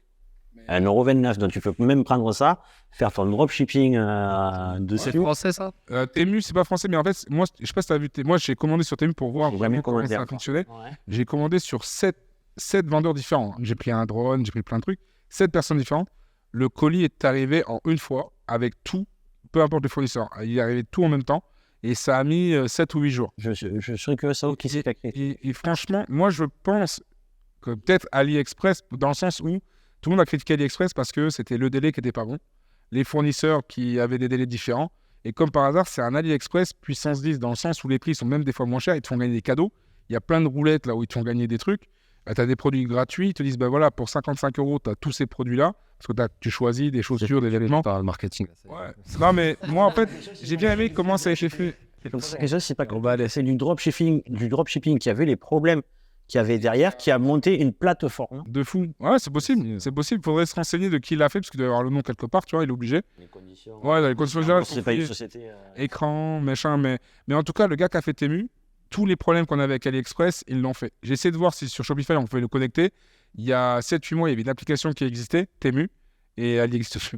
Elle n'y est plus. Donc, je ne sais pas s'il n'y a pas eu un conflit d'intérêt avec les autres ou que les autres ont dit si tu ne le retires pas, nous, on ne bosse plus avec vous. Il doit y avoir un truc, tu vois. Parce que là, il n'y est plus. Mais ça s'appelait Temu sur Shopee, sur l'appli. Bon, après, ils ont fait beaucoup de branding à notoriété sur les réseaux sociaux. Et ils s'envoient sévère. Comme il a dit. J'ai voulu tester par curiosité. Et ils m'ont... C'est un peu comme Wish. Ouais, Wish, par contre, ils ont pris une claque. Mais ouais, pendant un moment, c'est. Mais là, le truc, c'est voilà, être livré dans les temps, franchement, et tu as tout type de produits. Et les sets que tu commandes, peu importe le fournisseur, t'as tout qui arrive. Un peu ce que tu voulais faire dans le même mois. Comme on est en train de faire l'éloge de Temu, je pense qu'on va leur demander un petit contrat. C'est vrai, pour faire un petit sponsor. Donc du coup, là, on avait tous un peu les aspects de son parcours aussi, du commerce. On va passer un peu sur la communication. Qu'est-ce que tu penses aujourd'hui de la communication digitale ? Est-ce que tu penses qu'il y a certains canaux qui sont plus avantageux que d'autres? On t'a parlé un peu de SEO tout à l'heure, et toi tu avais l'air d'être plus sur cette stratégie, mais est-ce que tu en utilises d'autres? Est-ce que tu en recommandes? À quel moment? Est-ce que tu peux nous parler un peu de toi, ta vision par rapport à la vision de ça? Ouais, stratégie marketing, les réseaux sociaux, c'est plus ce que c'était avant. Avant, moi, je pouvais avoir pas mal de visites via les réseaux sociaux. Maintenant, les réseaux sociaux, même vous, je pense que quand vous allez, une fois vous mettez un like dans une publication. Sauf quand je vois Flo. Pareil, quand le matos, j'arrête pas de cliquer, j'adore ce que tu fais. Donc, je scroll, je fais ça, et donc déjà, on n'a plus les retours qu'on avait à l'époque. Maintenant, il faut regarder le taux de couverture, c'est le nombre de clients que tu as, mais c'est plus la même chose. Et comme je dis à mes élèves, c'est simple. Facebook, comme Google et les autres, on va dire, qui font du digital, ils font exprès de durcir leur algorithme pour te diriger vers la plateforme publicitaire. D'où l'intérêt, c'est la publicité. Et c'est là où moi je reste depuis X années bloqué dessus, le SEO. Le SEO a évolué certes, mais ça reste toujours la même ligne directrice. Les réseaux sociaux, un coup tu as TikTok qui apparaît, tu as Instagram qui va vouloir changer ça, son algorithme, il veut changer le fil. En gros, il y a tellement de concurrence à l'heure actuelle dans les réseaux sociaux que tous ils se tirent la bourre, ils changent les algorithmes, ça fait que tout le monde s'y perd. Là, ils veulent faire Instagram, je crois que ce n'est pas encore fait. On peut avoir soit ranger les publications via l'algorithme ou soit l'ordre chronologique, qui sont en train de développer ça aux États-Unis. Donc, moi, je trouve que l'instabilité des réseaux sociaux, elle est présente. Il ne faut pas l'oublier pour rester en contact avec la communauté. Mais tu as envie de développer l'e-commerce et autres, il faut faire de la pub. Ouais, c'est ce qu'on dit. Et le SEO, c'est simple, tapez Instagram SEO, tapez Facebook SEO. Il y a du SEO dans les réseaux sociaux. Ouais. Bien sûr. Là, je rends des études où les mecs, ils mettent plus de hashtags, ils mettent des mots-clés dans leurs publications pour voir, ils font des tests et tout. Mais moi, les restaurants, je les cherche sur Instagram maintenant. Pour avoir des visuels. Ouais, je fais pareil. Pour voir le visuel, comme il dit, les visuels, pour voir si c'est appétissant ou pas. Ouais. C'est vrai que ça a changé. Avant, c'est TripAdvisor, tu vois, Yelp et tout ça. Maintenant, c'est vrai que les réseaux sociaux. Ouais, la fourchette qui s'appelle The Fork maintenant. Ils l'ont changé. J'avais plein de points dessus, mais vu qu'ils ont changé, ça a sauté. Et un qui est hyper, je trouve, laissé aller. 2 réseaux sociaux, je trouve, qui sont un peu Google My Business, l'ancien, c'est Profil Business, et Pinterest. Pinterest, ça reste un peu sur ses acquis, en fait. Mais c'est en France, c'est pas trop développé comparé aux pays anglo-saxons. Mais Pinterest, il change pas trop, en fait. Moi, je trouve ça particulier, Pinterest. J'ai essayé. Je trouve que même sur mes boutiques, à l'époque, ça m'emmène surtout de la visibilité. C'est-à-dire qu'il y a plein de gens qui vont aller visiter. Mais j'ai testé leur truc de conversion, leur système. J'ai même eu des fois les gars de Pinterest qui m'appelaient pour me dire on va vous aider à comprendre l'algorithme et tout. Mais je trouve que ça convertissait beaucoup moins que Facebook Ads ou Google Ads, tu vois. Mais bon, ça apporte du trafic par contre. Du coup, pour que si tu fais une bonne stratégie SEO, automatiquement. Parce que tu as du SEO dessus aussi sur Pinterest. Moi, ça m'a ramené les ventes sans avoir un compte Pinterest. C'est quelqu'un avait pris mes bouteilles de vin, avait fait un genre de compte avec différentes bouteilles de vin. Et sur PrestaShop, on peut voir d'où. Ok. Et ça venait de Pinterest. C'est bien. Si, des fois, moi, ça m'est arrivé pour des vêtements. Et le mec, il avait vendu ma marque sur Vinted. Du coup, Vinted avait tagué Kizoshop, tu vois. C'était abusé. Donc là, toi, tu es plus orienté sur le SEO. Est-ce qu'il y a des updates qu'on doit comprendre sur le SEO aujourd'hui si on veut se lancer? Ou des points importants? En réalité, le SEO, tout le monde trouve ça dur. En réalité, c'est des process que tu dois connaître et répéter. Après, les gens, là où ça me fait rire, je fais du SEO parce que j'installe Yoast. Non, tu fais pas du SEO parce que tu installes Yoast. Si derrière, tu n'as pas de stratégie de mots-clés, tu ne sauras pas quoi mettre dans Yoast.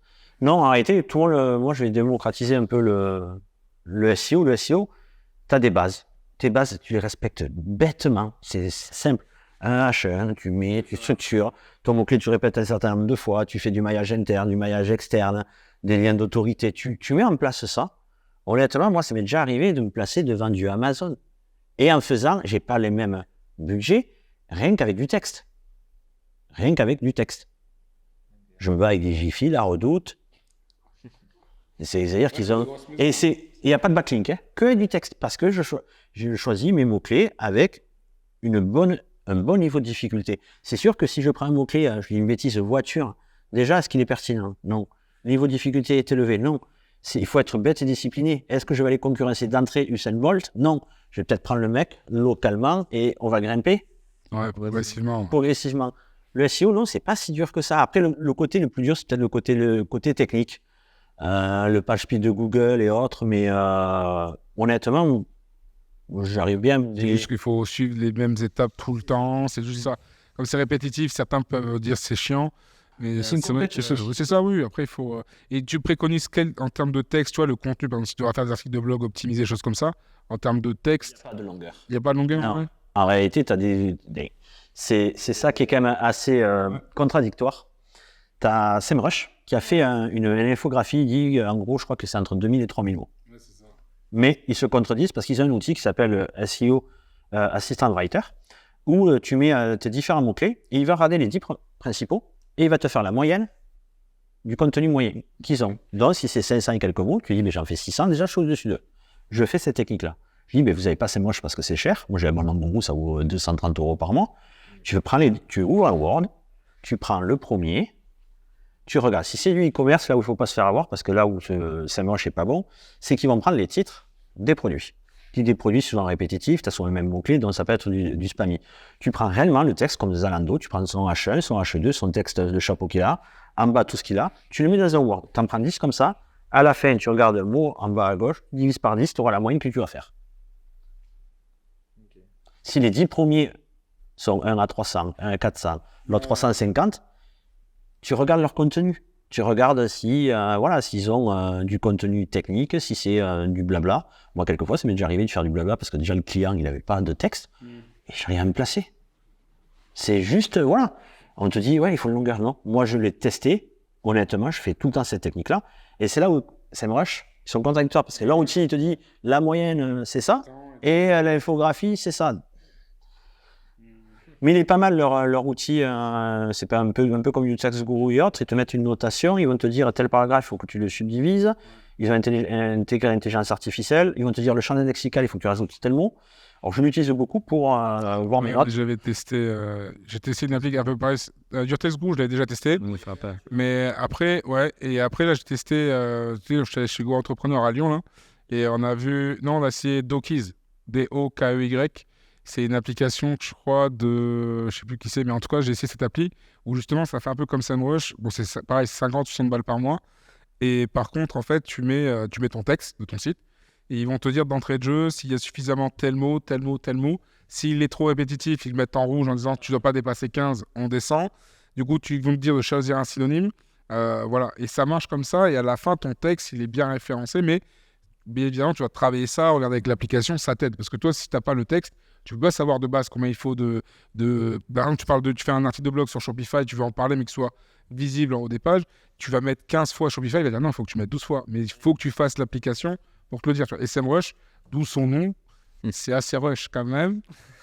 300, 360. Et le pire, c'est que je crois que tu payes 300. Il y a certaines visibilités que tu n'auras pas sur certains points. Il faut que tu rajoutes des fois des suppléments. Les utilisateurs, au-dessus de 4. Et c'est sur quoi qu'on avait trouvé des trucs qui auraient demandé 800 balles, non de plus. Je sais plus qu'est-ce que c'était. Je sais pas, non, moi j'étais sur Cocolize. Ah non, mais Cocolize c'est pas mal aussi. Cocolize, on a testé le truc. Ça, c'est au Quantum aussi qui est pas mal. Ah ouais. Il y a plein d'outils après, comme dans tout domaine. Ouais. Donc, Aussi, c'est un conseil. Hein. C'est tu veux travailler dans le digital, limite les 30 € que tu mettrais dans Shopify, tu les économises, tu prends un WordPress. Et ces euros-là, tu les prends pour prendre les outils. Sans outils, tu peux pas. C'est ce qu'on fait, ouais. Même moi, pour les tu vois, ChatGPT, j'ai pris l'outil, ce que je trouvais pas mal, avec le fait de l'utiliser et de le payer, tu peux connecter tous les plugins. Et les plugins, il faut gagner. T'as le Canva là qui vient de sortir. Ouais, t'as le genre de mid-journée, mais il s'appelle comment différemment, avec un prénom, je crois. Il y avait Dali, mais ils ont fait... Non, t'en as un autre, j'ai vu la publicité. Alors, il y a Leonardo... C'est ça. Leonardo AI, je crois, un truc comme ça, ouais. J'ai pas testé, j'ai vu le truc, j'ai vu les vidéos, j'ai vu TikTok. C'est pareil, ça fonctionne sur Discord également. Mais je suis pas allé plus loin. Je l'ai sur Discord. Mon téléphone est pas là. Ouais, moi, ce qui m'intéresse, je vais bientôt le prendre, mais j'ai pas le temps, c'est Zapier. Parce que l'automatisation avec ChatGPT. Comment ? Il est intégré à ChatGPT en plus. Après, pour faire de l'automatisation, moi j'en fais, c'est plus avec Make. Ouais, Make, tu peux faire des trucs hyper puissants, mais il te faut une formation parce que Make, c'est tellement complexe. Genre, moi, je suis dedans. Je reçois tous les jours à Vergeron ou un truc comme ça. Il te donne les cours sur Make. Tout sur cours Make ou Vec. Make. M-A-K-E. Ouais, je te jure, en fait, par exemple, moi j'intègre les plateformes avec mon CRM par exemple. Et juste pour faire ça, après je voulais que ça envoie un message sur mon API WhatsApp pour envoyer un message. Tu vois, Antoine, si on peut faire de la pub, et il t'explique pour chaque fois un exemple comment pour l'automatisation de 2 minutes, explique Fabrice. Ouais, ça c'est je prendrai après parce que aussi, c'est hyper tu vois, au début quand tu touches, en fait tu as tellement de petites fonctions à mettre et si tu mets pas bien une fonction, en fait l'automatisation elle se casse. D'accord. Donc faut quand même. Tu fais l'automatisation sur quel process ? En fait, c'est pour envoyer des messages surtout pour envoyer des messages après soit par mail, soit par WhatsApp, soit pour intégrer parce que j'utilise un CRM que j'envoie vers un envoi d'email GetResponse, tu vois. Donc en fait ça permet d'avoir, on va dire, les leads qui partent un peu dans tous les autres logiciels, tu vois. Et en fait nous on essaie au maximum, mais des fois il y a des casses et ça perd la donnée. Pour l'instant on utilise Zapier pour ça, mais Zapier est beaucoup plus cher et moins performant. Beaucoup plus cher ? Ouais. Plus cher, ouais. Zapier c'est plus cher, mais ça intégré à ChatGPT, ça peut être ça peut être pas mal. Il y a beaucoup d'outils, quand il y avait quand même, il y a beaucoup d'outils avec ChatGPT. Des fois, on a fait une réunion avec des gens et ils disaient s'ils préconisaient ChatGPT pour travailler avec, c'est pour les élèves, tu vois. Mais comme eux ne le maîtrisent pas tant que ça, comme nous on l'utilise tous les jours, c'est non, mais c'est mieux qu'ils restent plutôt à chercher par eux-mêmes et tout ça, c'est mieux machin. Et nous on leur a dit, ils nous ont demandé notre avis, puis mais nous on l'utilise H24, tu vois, tout le temps. La productivité est différente. C'est ça. Et en fait, moi je vois pas ça comme un frein, mais plutôt comme un outil, tu vois, qui peut nous permettre de franchir une étape, gagner du temps, et surtout d'éviter quand tu es tout seul et que tu n'as pas forcément les moyens, comme on disait au début, quand ça coûte cher, plutôt que de faire appel à un technicien là-dessus, d'appeler quelqu'un dans le marketing, ainsi de suite et machin, tu as ton assistant virtuel, tu payes peut-être tes 20 €, comme tu disais. Si tu n'as pas les sous pour Shopify, tu les mets dans WordPress, tu payes une fois par an ton truc, et après derrière tu mets le reste des sous dans l'application tous les mois, et ça te permet d'avoir ChatGPT, je crois c'est 20 $, je crois, et tu as les plugins, certains plugins sont gratuits, d'autres payants, mais tu peux faire des articles SEO, tu peux faire des trucs marketing, tu peux faire des emails aussi, des CV. Hier on fait de l'appel à froid, tu vois, on est des commerciaux. Ouais. Cold calling. On s'est testé là. C'est pas du emailing, là on se cache plus, c'est chaud, on y va. C'est chaud quand même. C'est chaud, on se prend des bâches et tout. Motivé, les gars. On a envie, mais on a envie de tester. Surtout lui. On a peur de rien. Moi, je viens juste en mode code, parce que moi, j'ai fait ça pendant 12 ans, tu vois. Et du coup, ça me saoule. Mais du coup, lui, il a envie de monter en skills. Il a déjà des skills, mais il veut d'autres skills. Et en fait, on se lance des défis. Il s'est lancé des défis et franchement, c'est propre, tu vois. Même les refus, pour quelqu'un qui n'est pas du milieu, tu vois, il y en a plein qui pèteraient un câble. Lui, il y va. 1 heure, ça nous suffit par contre. Tu vois. Une demi-heure, 1 heure, ça suffit. 1 heure, c'est bien. Parce que 15 appels où tu as. Bon, il y en a qui disent oui, tu vois. Mais à chaque fois, chaque appel, il y a une technique qu'on rajoute. Là, il en a rajouté une, genre, est-ce que vous avez une minute à m'accorder, tu vois, bam, ça a matché, tu vois. Donc après, c'est compliqué. Mais en fait, on fait des vidéos là-dessus pour montrer aux gens que voilà, c'est pas comme les gens te disent, c'est facile. Eux, ils font des cuts, ils ont que des bons trucs en vrai. On se prend que des bâches. En réalité, après, un souci. Ouais. Bien sûr. Ah ouais. Mais là, après, par exemple, on a eu des gens qui nous ont dit ouais, j'aimerais bien avoir une proposition. Et en fait, on va avec ChatGPT, on prend le site, on met avec le plugin Quick SEO, Ouais. il te fait un report. Il dit c'est quoi ton score SEO, c'est quoi C'est tes ça. mots-clés sur lesquels tu es référencé, qu'est-ce que tu devrais faire, et les recommandations. Bon, ça, tu l'as, c'est moche aussi. Ouais, mais Ouais, c'est c'est pas pareil, parce que ça, tu peux le formaliser en mail après direct. Ouais. Tu peux le faire copier-coller. C'est ça, dans le mail. Si, il te le Presse aussi. C'est moche aussi. Tu fais. ChatGPT, ça vaut 20 €. Ouais, c'est 300. Tu le fais le SEMrush, tu as. Et SEMrush, tu peux analyser autant de sites que tu veux. Si, quand tu as le compte. Moi, j'ai le compte Guru 232 €. Il faut savoir que dans SEMrush, tu as envie de te faire des leads. Il y a un petit widget que tu mets dans ton site et les gens, ils vont rentrer le nom de leur site internet et ils vont recevoir en automatisation le rapport. Ça fait que tu as des leads qui, derrière, tu les relances. Si vous n'arrivez pas à faire ça, je suis là pour vous aider. Et c'est automatisé. Parce qu'ils ont une automatisation aussi dedans. Et tu peux changer ton branding. C'est-à-dire que tu vas changer le logo. Si tu peux avoir le logo SEMrush, tu vas avoir le logo et il s'envoie un PDF directement. Et soit le rapport complet, soit le rapport de certains rapports. Donc si c'est un peu déjà, tu vas avoir le rapport le plus court. Si tu as envie d'avoir le machin. On va parler. Ouais, c'est bien, c'est un peu plus élevé. En fait, avec ChatGPT, tu peux faire ça sur tous les aspects. Tu peux le faire aussi sur Instagram. Par exemple, tu mets leur compte Instagram et dis c'est quoi l'engagement. C'est les gueules. Si je ne me trompe pas, SEMrush, maintenant, ah oui, ils ont les réseaux sociaux. Là, on n'est pas assez développé sur SEMrush. SEMrush, le problème, c'est que moi, j'ai pas développé dans le sens où c'est plus de 300 et quelques euros par mois, tu vois. T'as une formule 232, moi, je les paye. Par mois. Il y a une formule moins chère. Le Guru, celui du milieu. Ok. T'as moins cher, le premier prix c'est 129. Ouais, c'est ça.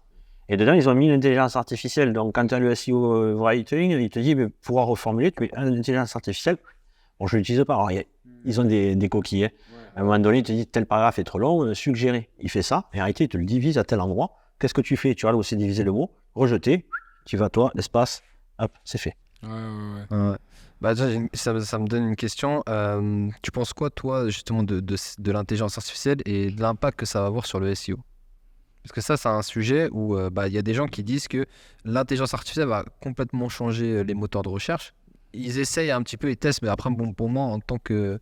Avec mon regard, je me dis que l'utilisateur n'est pas encore prêt à voir ça, vraiment, parce qu'il a déjà ses habitudes de consommation. Oui, mais ça change. Je ne sais pas si vous avez vu. Moi, je l'ai eu depuis un petit moment. Alors, je ne sais pas comment ça c'est, mais vous avez le scroll infini. Ouais, sur Google. Ouais, sur Google. Après, peut-être que tu as mis... j'ai rien mis du tout. Ah ouais. Sur Google, ouais, moi aussi, j'ai... Je suis sur Firefox. Moi, j'ai toujours ce truc de il n'y a plus de pages. Ah ouais. Là, ouais. Donc là, ça va changer. Alors, l'intelligence artificielle, est-ce que ça va changer le SEO? Je dirais pas ça. C'est plutôt Google qui va. Ils ont leur projet SGE, si je me souviens bien. Oui, ils veulent faire aussi leur robot. Ils ont Bard dedans ou Torah. Bard. Oh, pourri. J'ai essayé. Après, ils sont en développement. Un qui est pas mal, Perplexity. Pas mal du tout. Ou Claude 2 d'Anthropic. Mais il y a, je crois que c'est Charlie 2 ou Robert 2 ou je sais plus quoi. Parce que Claude, parce qu'il y a Loïc qui m'a parlé de ça. Il m'a dit bonjour Loïc d'ailleurs. Mais ouais, c'est ça. Il m'a parlé de ça il y a pas longtemps. L'intelligence artificielle, le SEO, est-ce que tu me poses la question, est-ce que ça va descendre le SEO ou ça va aider le SEO? Comment ça va faire évoluer le SEO en vrai? Parce que, par exemple, Bart, comme moi je l'ai utilisé, Bart, tu tapes quels sont les meilleurs restaurants, et il te sort 10 restaurants d'un coup. Tu vois, un peu comme ChatGPT, je pense, tu vois. Il te fait aussi la recherche et puis il te sort les URL des sites en question, tu vois.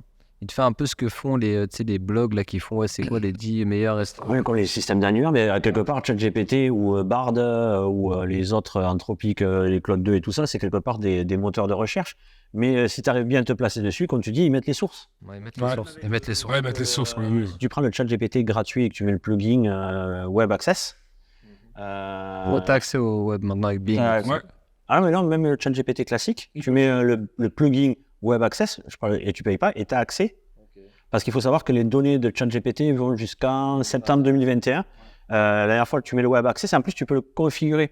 Donc, dedans, tu as les options supplémentaires où tu peux dire fais-moi un max de recherche ou 10 URL ou ça, ou tu mets le système avancé.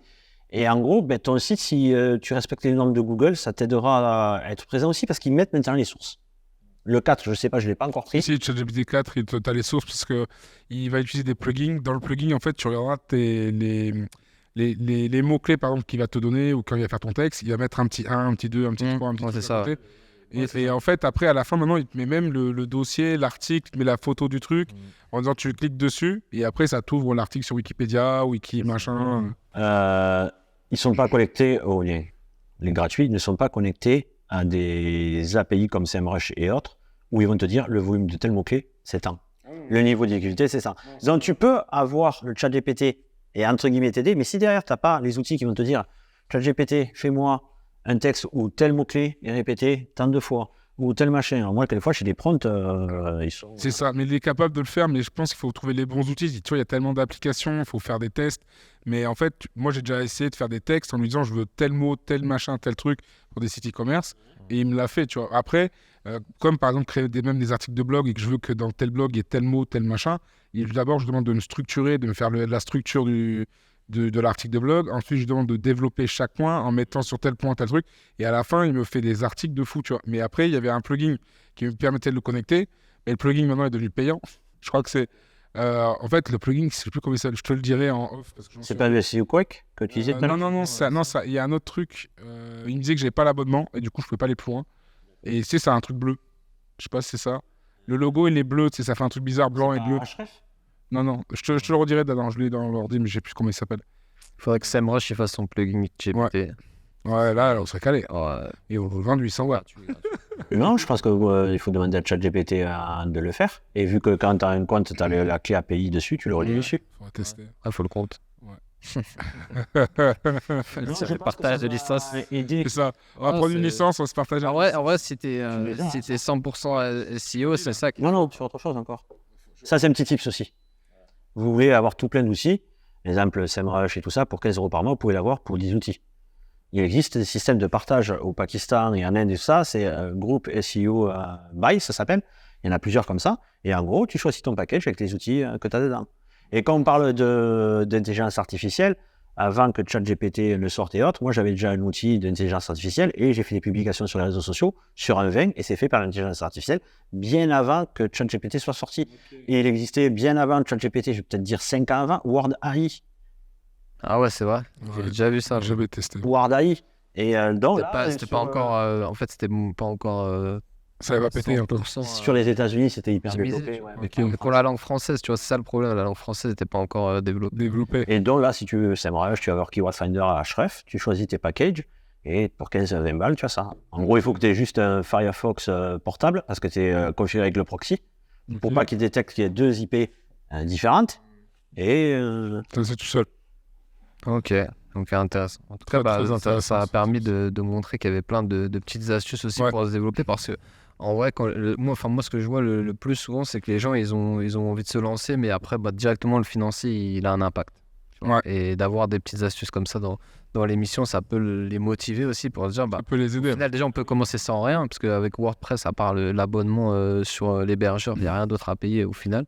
On peut commencer vraiment... Même Divi, tu prends Infomaniac, tu as Divi dedans, compris dedans. Oui, de toute façon, même l'application, la GPN Love, là, tu m'as donné, là, franchement, tu as des trucs à 2-3 € qui peuvent t'aider. Quelqu'un qui n'a pas un gros budget, il peut trouver ce qu'il lui faut. C'est ça. Mais comme je dis à mes étudiants, le principal, c'est faire de la veille. Si vous ne faites pas de veille au bout d'un certain moment, comment je sais tout ça? C'est parce que je fais la veille. Quelquefois, avant de me coucher, je regarde des... Mais l'algorithme, il a bien vu que je suis intéressé par TikTok, des contenus de qualité. Non, pareil, TikTok, j'ai pas TikTok. Il y en a plein qui balancent. Que sur Insta? Non, Facebook. On dirait, mais pas... Il faut arrêter de penser que Facebook, il n'y a pas du contenu de qualité. Non, il y a du contenu. Moi, je trouve qu'il y a beaucoup de contenu de qualité, mais il faut suivre juste les bonnes personnes. Je suis beaucoup d'Américains, d'Asiatiques, même des Français, et ils me donnent du contenu. Mais voilà, je dis, eux, ils font la veille pour moi. J'y vais, je me le partage, j'ai un groupe et... Non, c'est vrai que c'est pas mal. Avec les réels, qu'il y a sur Facebook. Et en plus, le pire, c'est que des fois, sans faire exprès, la fois, j'ai posté une vidéo en réel sur Insta. Ça me l'a posté sur mon feed Facebook perso. j'ai fait plus de vues sur le Facebook que sur le Insta ou le TikTok. J'ai halluciné. Et en fait, j'ai fait mes merde. Et du coup, je fais ça même. Mais je me suis aperçu que Facebook met plus en avant. Et même des fois, des vidéos qu'après... C'est ça, je pense qu'ils veulent compléter TikTok. Du coup, Facebook développe beaucoup plus ça, tu vois. Et je trouvais ça pas mal. Et après, on dit que Facebook, pour en revenir, tu sais, l'évolution, on dit, ouais, Facebook, c'est vieux. Il faut savoir qu'il y a 7% de différence entre les 18-24 ans, c'est à 22 et quelques, et 25-34, c'est 29%. Il n'y a que 7% de différence entre ces deux tranches d'âge.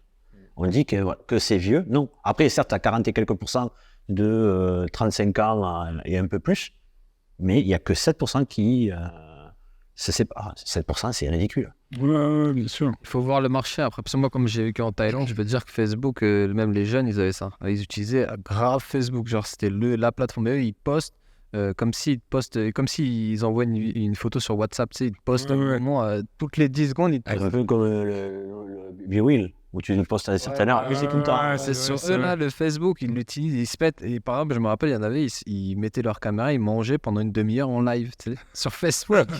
Ils font tout ça. Non, mais il y a un où on voit quand même, j'ai une grosse quantité, ce film comme ça. Il y en a plein, en Indonésie, dans plein de pays, en fait, Facebook, c'est encore hyper populaire. Et qu'est-ce que vous pensez de Triggs? Moi, j'ai pas testé perso, j'ai voulu y aller et en fait, je sais pas. Moi, j'y suis pour y être. Et X? Je trouve que c'est Cédric qui a changé le truc. Toujours. Je pense qu'il va y avoir. Moi, j'en parle pas du tout en cours parce qu'il y a tellement de chamboulements qu'on ne peut pas donner une certitude, dire il faut faire ça, ça, ça, ça.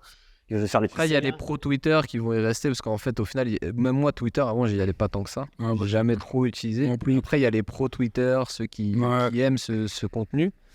Je pense que ceux qui j'ai du mal Twitter, avec, ils vont y rester. Après, Twitter, j'ai un compte comme lui pour dire que j'ai un compte, tu vois, mais en soi, j'ai essayé 2-3 trucs, j'ai rien compris. Je trouve que c'est politique. François, c'est très politique. Et après, c'est souvent des services pour les sociétés, pour les SAV, ou souvent pour le gaming. À l'époque, il y avait beaucoup de gaming. NFT blockchain, ça a été beaucoup la plateforme pour les projets NFT, par exemple. Tout était sur Twitter, pratiquement. Et quand tu as les rapports du taux d'engagement sur Twitter, je crois que c'est le pire. 0,69, je crois qu'ils avaient. Non, après, bon, ça dépend de ce que tu fais. Je pense qu'il y en a certains qui sont. Qui doivent percer, Après, chacun trouve son idéal, tu vois. Il y en a, ils utilisent GitHub, tu vois. C'est leur réseau. Tu vois, ils font de la documentation. Ah oui, mais tu trouves plein de plugins dessus. C'est un autre truc, quoi. C'est un autre truc, tu vois. Alors, on va parler un tout petit peu de toi avant de finir. Est-ce que tu as un projet ou objectif pour 2023-2024 ?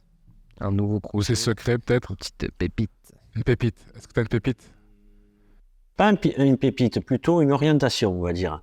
Cette orientation, elle est difficile à mettre en place, mais mon frère et moi, on est dans la même optique. En gros, c'est qu'on a une agence, et ce qu'on fait pour l'agence, pourquoi on ne le ferait pas pour nous, mais plus développé. C'est-à-dire, au lieu de travailler pour des clients, le faire pour soi. Donc, après, c'est une orientation, se dire, voilà, on n'a plus envie d'avoir la recherche du client, donc développer nos propres business. Développer plus nos side business. Moi, j'ai l'idée de développer les différents sites internet de vin où j'ai les noms de domaine avec une seule boutique et j'en fais plusieurs. Voilà. Faire pas mal d'automatisation pour sortir des sites en masse parce que j'en ai encore un paquet dans différents secteurs parce que j'ai pas que les secteurs, j'ai pas dit tous les secteurs où je suis. Il y a des secteurs qui ramènent quand même pas mal d'argent. Mais voilà, c'est plutôt une orientation et il faut y arriver petit à petit. Et surtout, c'est ça le problème, c'est la passation, c'est trouver le temps. Trouver le temps, parce qu'à l'heure actuelle, un projet, c'est pas pour décourager, je pense que vous allez être au même optique que moi, quelqu'un qui lance un projet, c'est pas du jour au lendemain que ça va marcher. Si je dois donner un conseil, quand on lance un projet, et un petit business à côté, à mi-temps, ça te permet de pouvoir vivre. Et à côté, tu travailles sur ton business. Parce que si tu travailles full business et que tu n'as pas beaucoup d'argent, il ne faut pas croire que c'est au bout de 2 mois. Parce que tu peux trouver, comme disait, les produits winner, les produits gagnants. Peut-être que tu vas dire, c'est celui-ci. Non, mais tout compte fait, c'est pas celui-ci, ça va être un autre. Tu vas tester autre chose, ou tu vas tester de l'affiliation, tu vas tester tout plein de systèmes, voilà, de business en ligne. Non, et quelque part, une certaine sécurité. Et c'est là aussi où, moi, la passation, il faut que je la fasse progressivement, pas laisser là où l'argent rentre le plus rapide, c'est les clients. Hein, parce que un projet, ça met du temps. Ça met du temps, je sais pas vous, mais... Ouais, le service, ça ramène du cash directement. Après, c'est sûr que c'est de la gestion, du temps. Et après, tout dépend pourquoi les gens ils souhaitent se lancer. Mais après, en fait, on est dépendant des clients au final. C'est ça. On est toujours dépendant un peu des gens, de ce qu'ils veulent et tout. Donc, moi, ça m'est déjà arrivé de refuser des gens à 10 000 euros. Oui, bien sûr, parce que c'était pas la même optique. Parce que c'était pas viable. À faire de l'argent pour faire de l'argent, oui. Quelqu'un qui voulait faire un genre de cas par cas, il avait un budget à peu près de 10 000 pour faire son site. Et après, je pose la question, quelle est votre stratégie digitale communication?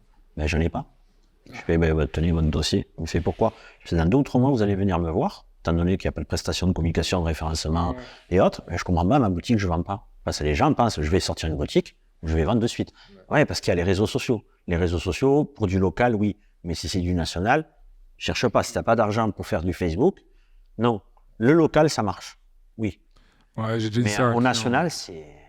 Non, mais c'est ça. Moi, j'ai dit ça à un client il n'y a pas longtemps en plus, qu'il fallait qu'il mette de la pub. Et j'ai fait les devis, tu vois, comme toi, il y avait ça coûtait aussi. Et je lui dis, mais il faut faire de la com, tu vois, c'est pas parce que je vais te faire un site sur de marketplace, sur un truc où tu vas te coûter 10 ou 20 000 euros, que derrière, tu vas forcément avoir des clients. Derrière, il faut que tu les emmènes, ces clients, il faut qu'ils viennent te voir. Donc, il faut une stratégie, tu vois. Soit tu fais une vidéo que tu vas diffuser partout sur les canaux, histoire de jouer sur ta notoriété et tout ça. Et ensuite, après, tu vas interagir avec ces gens-là, faire du retargeting, des choses comme ça. Mais si tu n'as pas de budget, tu me dis j'ai 50 euros par semaine, mec, t'as un truc à jamais décoller, tu vois. Donc, il faut investir. Il faut que les gens prennent conscience qu'en gros, déjà, même s'ils mettent 5 000 euros par mois, c'est toujours moins qu'un mec qui veut acheter un fonds de commerce, qui va mettre 60 000 euros, acheter son matos, son loyer, ses salaires, les machines à sous, bref, tous les trucs comme ça, où le mec il va faire un crédit peut-être de 70 ou 80 000 euros, tu vois, pour faire un business. Alors que là, concrètement, c'est que, ok, t'as le truc du site, ok, après, tu vas peut-être mettre 2 ou 3 000 euros de publicité derrière, mais derrière, tu vas forcément convertir si tu restes régulier, que tu es discipliné, tu fais ton truc. Ok, tu veux sortir à droite, pendant 2-3 mois, tu sors pas, tu te prives, ton business, et ça va péter. Mais c'est sûr que si après, tu dis, oh, j'ai claqué 500, ça marche pas, je me casse, non, il faut continuer, tu vois. C'est ça. Après, je peux comprendre que ça dans une certaine douleur, mais tu as des mecs qui vont faire des prêts pour des voitures, des prêts pour aller en voyage, des prêts pour acheter des bagues, des machins comme ça. Mais que ça, ils sortent le samedi soir, ils prennent une bouteille, c'est à Paris peut-être 200 euros, ici c'est 120 euros. Tu as payé une bouteille d'alcool 120 euros. C'est ça. Et ça peut te faire 2-3 jours de pub, tu vois. Et c'est ça que si tu as vraiment envie de faire du business, tu as vraiment envie de péter, tu as vraiment envie, il faut être discipliné. Les mecs qui ont réussi, après ils vont dire ouais mais tu regardes Amazon, il a commencé, ouais mais Amazon il a donné 200 000 balles pour commencer, le mec. Il est arrivé, il avait quand même des sous, tu vois.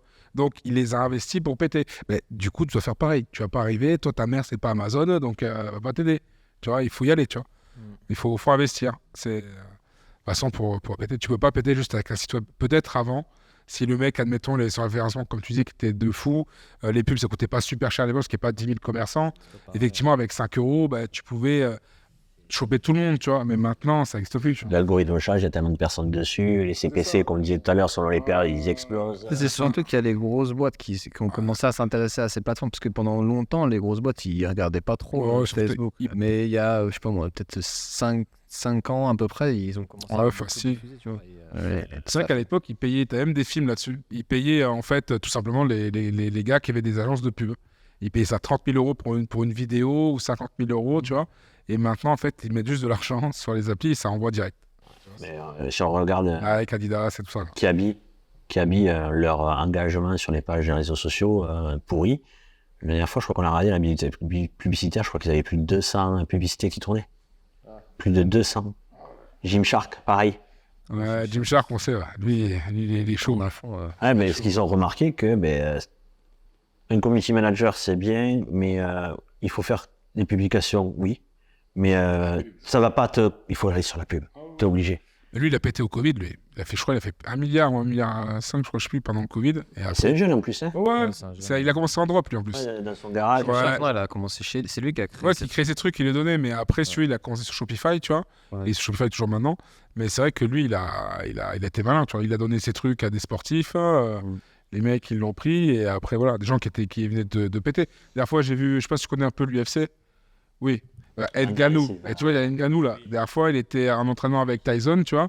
Et tu vois, son truc, c'est Gymshark, tu vois. Donc, tu vois, la pub du bordel, tu vois que tu as un champion UFC qui s'entraîne avec Tyson. Le mec, il a Gymshark sur le truc. Du coup, tu as envie, parce que la pub, elle est faite sans qu'il le paye. Tu vois, il lui a donné le matos et il s'entraîne. Comme tu as une fille qui fait beaucoup je crois, sur Insta, ou Sissi, je sais pas comment elle s'appelle, Sissi, qui fait du sport. Gymshark aussi, Après, ou c'est des Fabletics. Ouais, ils sont tous. Ils travaillent un peu comme Nike, Adidas avec les footballeurs, avec les sportifs. C'est ça. Ils font des sponsors. Bah oui, regarde Nike avec Jordan, tu vois, c'est là qu'ils ont fait la plus grosse com, tu vois. Avec Jordan, ils ont fait un truc de fou, tu vois. Ce que j'ai bien aimé, moi, je sais pas si vous l'avez vu sur un Capital, il y avait, j'ai bien aimé parce que ça a à voir avec le digital, la stratégie digitale de Shein. En gros, ils ont pris que des nano-influenceurs. Une fille de 16-17 ans. UGC que je te parlais. Elle voit le carton, c'est son père qui l'aide à le déballer, elle met les tenues, il prend l'appareil photo. Elles sont payées à ça, en UGC, mais au lieu de payer, là, ça leur coûte rien, ils en prennent un peu partout. Et ça pullule. C'est comme Fashion Nova. Ouais. Même dès que tu vois, ils ont tous un code promo, je suis ambassadeur Fashion Nova et tout. En fait, ils ont 100 followers. Alors, je crois qu'il n'y a même pas de code promo, c'est juste pour montrer les produits. Et en fait, ils les payent, ils leur font des mini-vidéos, comme tu as dit, ils déballent les cartons, ils font les machins. Et le père le prend. Et en fait, tu vois, comme je t'expliquais, je crois qu'on en parlait de commerce, et l'UGC, c'est ce qu'ils ont créé pour justement arrêter d'avoir des influenceurs qui fassent n'importe quoi, payer à n'importe comment. Et ils ont fait des trucs plus stylés, et tu peux avoir pour la cosmétique, pour les vêtements, pour les bijoux. Et ça leur coûte rien parce que c'est le prix du produit, eux, qui l'ont au coût de revient. Et je trouve que cette technique-là, elle est bien. Ouais. Et ils reprennent maintenant pour parler du e-commerce. Faire des UGC. Dégustation de vin. Je viens. Là, je tourne les bouteilles. J'appelle les copains. Les copains, je dois tester des vins du Roussillon. Et à propos des UGC, vous avez vu comment ça s'appelle les stories pour les sites e-commerce? Les stories. Moi, j'ai vu que Shopify fait beaucoup de pubs. Non, c'est-à-dire en dessous de ta fiche produit, du bouton, tu as les petits ronds de story comme ça. Tu as une société qui jouait, elle s'appelle JON. Et en réalité, tu appuies, tu as ton UGC qui est dessous. Mais c'est intégré à ton site internet en dessous du bouton d'appel à l'action. Ouais, ils ont fait. C'est des web stories. J'ai vu ça, un plugin la dernière fois avec un gars, il y avait ça, tu cliquais, tac, la vidéo elle sortait. Ouais. C'est nouveau ça. Ils essayent maintenant de les implanter. Ils utilisaient déjà la vidéo pour augmenter le taux de conversion. Je pense que tu vois la personne qui t'en parle. Ouais. J'ai dû voir déjà ce truc. Mais parce que moi, je sais que nous, on intègre des fois les vidéos produits, tu sais, avec le code YouTube, là, tu sais, l'iframe qu'on met sur les pages produits. Mais ça, je ne connaissais pas. Ce nouveau plugin. Alors, c'est pas un plugin, c'est une société Join, Join, voilà. Il y a beaucoup de publicité sur. Alors, on regardera, parce que tu nous as donné pas mal de tuyaux. De toute façon, on va te surnommer sur la chaîne Huggy les bons tuyaux. Pour ceux qui ne sachent pas, c'était un vieux film où les mecs ils balançaient plein de tuyaux. Starkey Hutch. Huggy les bons tuyaux. Franchement, il a des bonnes pépites. Ouais. C'est sympa. Pour nos auditoires, c'est pas mal. Est-ce qu'on peut te suivre quelque part sur les réseaux? Alors, vous savez quoi, les coordonnées, c'est le plus mal chaussé. LinkedIn peut-être. Ouais, si, il a un bon LinkedIn. Non, mais après, c'est si t'as envie qu'il te suive. Mon LinkedIn, il n'y a rien. En réalité, ce que j'expliquais aux personnes, quand vous n'avez pas le temps, mon LinkedIn, il m'a permis de faire des leads sans rien faire. En gros, j'ai fait un truc simple. J'ai mis une phrase, un texte et autres. En gros, il faut que ce soit un aimant. Si vous n'avez pas le temps, faites un bon LinkedIn où votre bandeau en haut, il est fait pour transformer, pas pour mettre une photo de paysage ou votre prénom. Non. Moi, je crois que j'ai marqué booster votre visibilité avec une flèche, contactez-moi. C'est ça. Et dans le descriptif, si vous voulez avoir plus de visibilité, contactez-moi. Sinon, c'est vos concurrents qui vont le faire avant vous. Ouais, c'est ça. J'ai vu ton message, c'était pas mal. Donc, en réalité, je crois que j'ai publié reposté des publications de mon frère sur sa marque de chaussures, mais j'ai jamais publié dessus. Et ça m'a ramené des business déjà, des comités de communes et autres. Voilà. J'ai même PrestaShop qui m'a contacté dessus pour faire les formations pour eux sur leur marketplace. Ah, c'est pas mal ça, beaucoup de sens. Mais d'ailleurs, là, tu as parlé de ton frère, mais je crois que ton frère, en plus, c'est une pépite aussi, il me semble.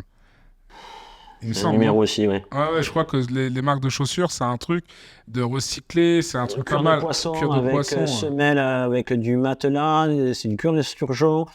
Ils ont pris un transporteur éco-responsable qui est basé à Agen, si je ne me trompe pas. Il s'appelle la Bise à Denise. Et là, ils sont en plein dans le dossier. Je les ai un peu aidés, Sarenza, au salon de Who's Next à Paris, pour la mode féminine. Ils y étaient il y a 15 jours, 3 semaines. Sarenza leur a demandé de venir sur la plateforme. Ah, c'est bien. Donc, la configuration de tout, ils sont bien cassés la tête. Parce qu'il y a ces trucs assez stricts, donc ouais. Et même une marque française, une boutique française aux États-Unis qui a un petit réseau. Les veulent aussi aux États-Unis. Ouais, parce que c'est atypique, c'est un business assez atypique. Et en plus, c'est en plein dans la vague du green, tu vois. C'est pas mal. C'est une invitation s'il veut venir. Franchement, s'il veut venir sur le podcast, oui. ça peut être pas mal. Tu sais, ça peut toujours donner de la. On n'est pas non plus des gars ultra connus, mais en fait, on a quand même des gens qui aiment des fois ce qu'on fait et qui aiment bien rencontrer des gens qui ont des business atypiques, tu vois. Et ton frère, ça peut être pas mal. En même temps, ça peut donner peut-être une petite visibilité aussi, tu vois. Ça peut être sympa pour lui, tu vois. Oui. Si jamais il a envie, Bon, on est dans les mêmes bureaux, tu sais. Ah ouais, c'est ça, on s'appellera. Je fais venir Bastien parce qu'il est de Paris quand même. Hein. Il est de Paris, il serait un peu loin. Tant que tu ramènes pas le mauvais temps. Je vais essayer. Est-ce que tu as un petit mot pour la fin? Le mot pour la fin, c'est rien de lâcher. Il faut rien lâcher. Continuer. Et être organisé surtout. C'est vrai, ça c'est super important. Se faire des to-do list tous les jours, une morceau de papier. Et moi, ce que je fais, ces petits tips, je mets tout ce que j'ai à faire aujourd'hui, après je les classe avec des ordres de priorité. Et ça, c'est la tâche la plus importante, je le fais. Et après, je travaille beaucoup avec du Pomodoro. Quelquefois, quand j'ai des gros dossiers, je peux faire 8h30 du matin, 5h du matin, ça m'est déjà arrivé. Donc, Pomodoro, 20 minutes de travail, 5 minutes de pause. Au bout de 3 fois, on prend 20 minutes de repos. Je le fais. Et moi, j'ai un petit tips. C'est que je joue à un jeu de cartes, ça s'appelle Rugby Cube. Dès que je vois que je perds, je sais que mon cerveau est out. Donc j'arrête de bosser. Oui, parce que c'est un truc de réflexion, le jeu. Je me dis, bon, voilà, là je m'arrête. C'est mon seuil. Ouais, c'est ce qui te permet de voir si tu as atteint tes limites. Après, il faut faire attention à ça. Il ne faut pas non plus faire un burn-out, tu vois. Même si c'est une passion, il faut prendre du temps. Et après, faut se protéger. Il ne faut pas oublier aussi que derrière, si tu passes toutes ces heures-là, imagine, tu fais ça sur des mois, finalement, tu oublies les autres derrière, tu vois. On a aussi nos familles, on a aussi... ma compagne, elle n'a rien à me dire. J'arrive à faire la part des choses. La part des choses, et elle n'a pas tellement qu'elle me voit bosser. Mais la part des choses, c'est qu'elle veut que je lui apprenne. Donc samedi, on a une session où je lui apprends à faire du PrestaShop. Elle faisait du MLM sur les réseaux sociaux, j'ai expliqué un peu comment fonctionner sur ça. Et elle m'a étonné. Mais tant mieux, elle veut faire plaisir à son homme. Ah non, c'est elle, pour ses propres business, qui le veut. Et pourtant, elle n'est pas du tout du boulot. Ouais, mais elle a envie d'apprendre. Notre amie, c'est ça. Hein. Ma soeur, elle travaille dans les chaussures, elle est devenue rédactrice web. Ah bien. Et je pense que c'est toi qui as de tirer le truc de « Ah ouais, mais c'est pas mal, ça. On peut travailler où on veut, quand on veut. » Parce que finalement, même si tu fais de la rédaction web, tu peux travailler en bord de plage, tu fais ce que tu veux, il fait ton ordi. Bon, il faut être au calme quand même. Ma soeur, je vois, elle a 2 gosses. Ah oui, ça me faut être au calme. Moi, je sais que des fois, quand je suis en manque d'inspi, des fois, je vais dans des cadres ouverts, tu vois, ça me permet vraiment de voir autre chose, tu vois. Moi, les clubs ici de plage où je peux me poser, tu vois, j'en ai fait quelques-uns l'été.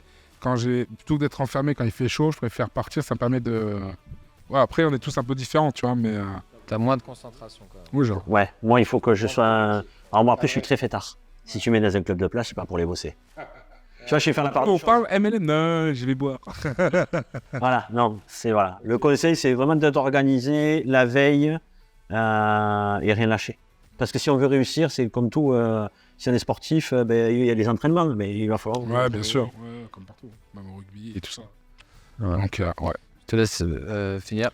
Donc voilà, on va tous remercier Yannick, parce qu'il nous donne beaucoup de tips. Franchement, Guy Lebotio était avec nous aujourd'hui. Il y a bien le micro. C'était très sympa. Aujourd'hui, on a pas mal échangé, on a eu beaucoup d'informations. On va mettre dans le descriptif, on va mettre tous les réseaux sociaux pour que vous puissiez le retrouver, et nous-mêmes également. Et ensuite, on va également remercier Bureau & Co qui nous a accueillis ici aujourd'hui. Bon, là, ils ne sont pas là pour vous dire merci à vous aussi, mais en gros, ils nous ont prêté le bureau toute la journée, donc c'est plutôt sympa de leur part. Et voilà, donc après, Bastien, est-ce que tu as un mot à dire en plus? Merci à toi. m'avoir invité. Non, mais c'est un plaisir, franchement. C'était un plaisir de parler avec toi, tu vois, d'échanger. Et avec Bastien, on aime bien ce genre d'échange, tu vois, qui est très productif. On parle, on est des passionnés tous, donc c'est plutôt sympa. Ouais. Et donc voilà, est-ce que tu as un mot, toi? Merci à tous. Non, c'est bon. C'est bon? Allez, merci à tous et à bientôt. Merci. Ciao tout le monde. Ciao.